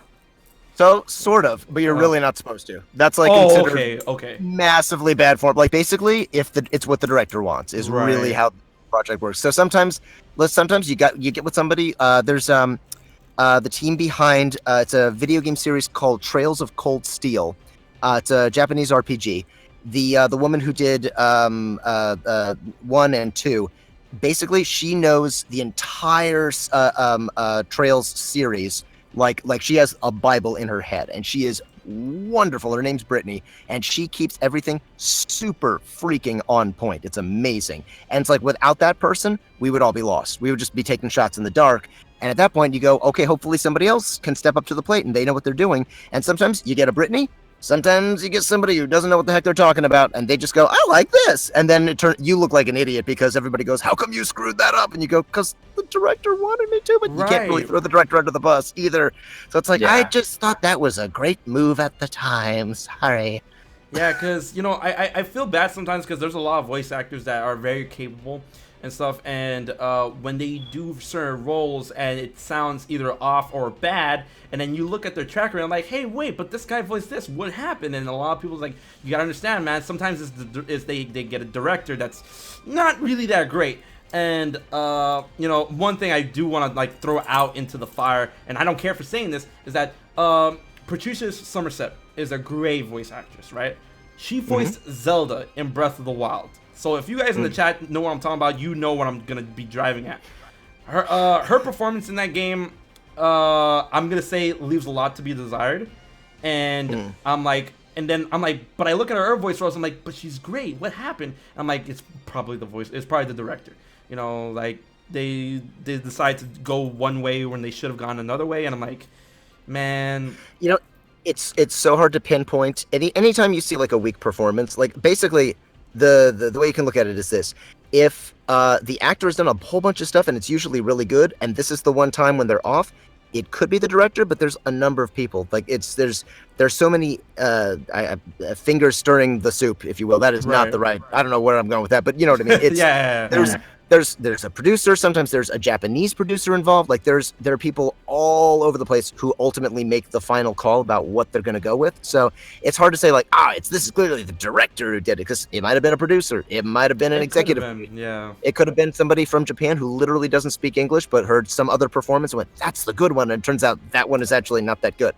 So it's so hard to pinpoint when things don't go right. And when things do go right, it's everybody working in perfect unison. That's how that comes forward. It's Yeah, so like I can never really truly blame any one person whenever I hear a performance that I don't like, unless, and this is the exception, when it's like everybody else is doing amazing in whatever project it is, but there's like one voice or one actor, one character that's just horrible.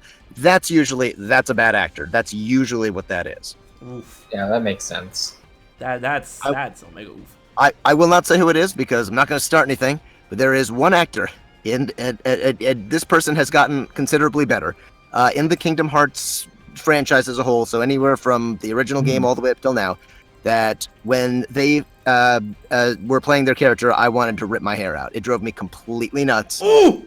And you listen, it's probably not who you think. I think I know who it is. I think I know who it is. Well, you're not gonna say. I'm not gonna say. I'm not gonna say. No. We are. You just got me thinking now. You got me thinking. We're gonna leave it at. You listen to other voice actors record. I thought you guys would do it separately, like one at a time. Oh yeah, no, we all do it separately. But I mean, like in like the final product when I'm playing the game, is what I mean. I'm just like, what the heck was going on? What were they thinking? But like, there's only one that's actually bothered. Like, and I mean, you know, there's certain characters I'm just like, okay, that's the character. That doesn't bother me. But this one actor, I don't know what was going on, but it drove me bonkers. And you can ask anybody who I talk to. Hopefully they won't tell you who it is. But like, yeah, that's like the one thing where I'm like, no, fix it. Why was no? Yeah. Now that's interesting when we're talking about our interactions and stuff like that with our voice actors. One thing I do want to bring up is that not just in Kingdom Hearts, but has there been a time, because I've heard stories about this type of voice acting where it's like multiple people in a room, and then that's how they get the authenticity of conversation. Have you ever really done something like that? Oh yeah, most original animation is like that. So by original animation, I mean anything that's like a cartoon show that we record first in America and then it gets animated to later. So like if I'm in Rocky and Bullwinkle for Amazon Prime. I'm Boris Badenoff. So we have like the entire cast of people who are all in the same room, and we all just kind of go off of each other. And that's, as long as you put in enough separation for the recording engineer to pull down the level on somebody else's mic and raise the level on yours, you guys can pretty much have like a live, almost like an old school like theater play or radio play kind of feel to it. So everybody builds off of each other's energy, and everybody kind of reacts to what the other person is doing at that particular moment. But they also have like pickups for those where it's just you come in and you're just redoing your lines, and they liked what everybody else did, so they're just tweaking your performance. It's kind of a mixture of both. Nice. Dean, you have anything to bring up that you want to? No, but it is 12:30 a.m. for me now, so I'm gonna have to dip now. Yeah, it's getting pretty late. I think it was a good time to like. Yeah, I think we've covered a lot, and it was a huge pleasure to be on stream with you, Ben. Have you on our stream? Oh, thank you. I've always wanted to talk to you, and now I finally got to. Yay! Awesome. Yo, Ben, thank you so much for coming on out.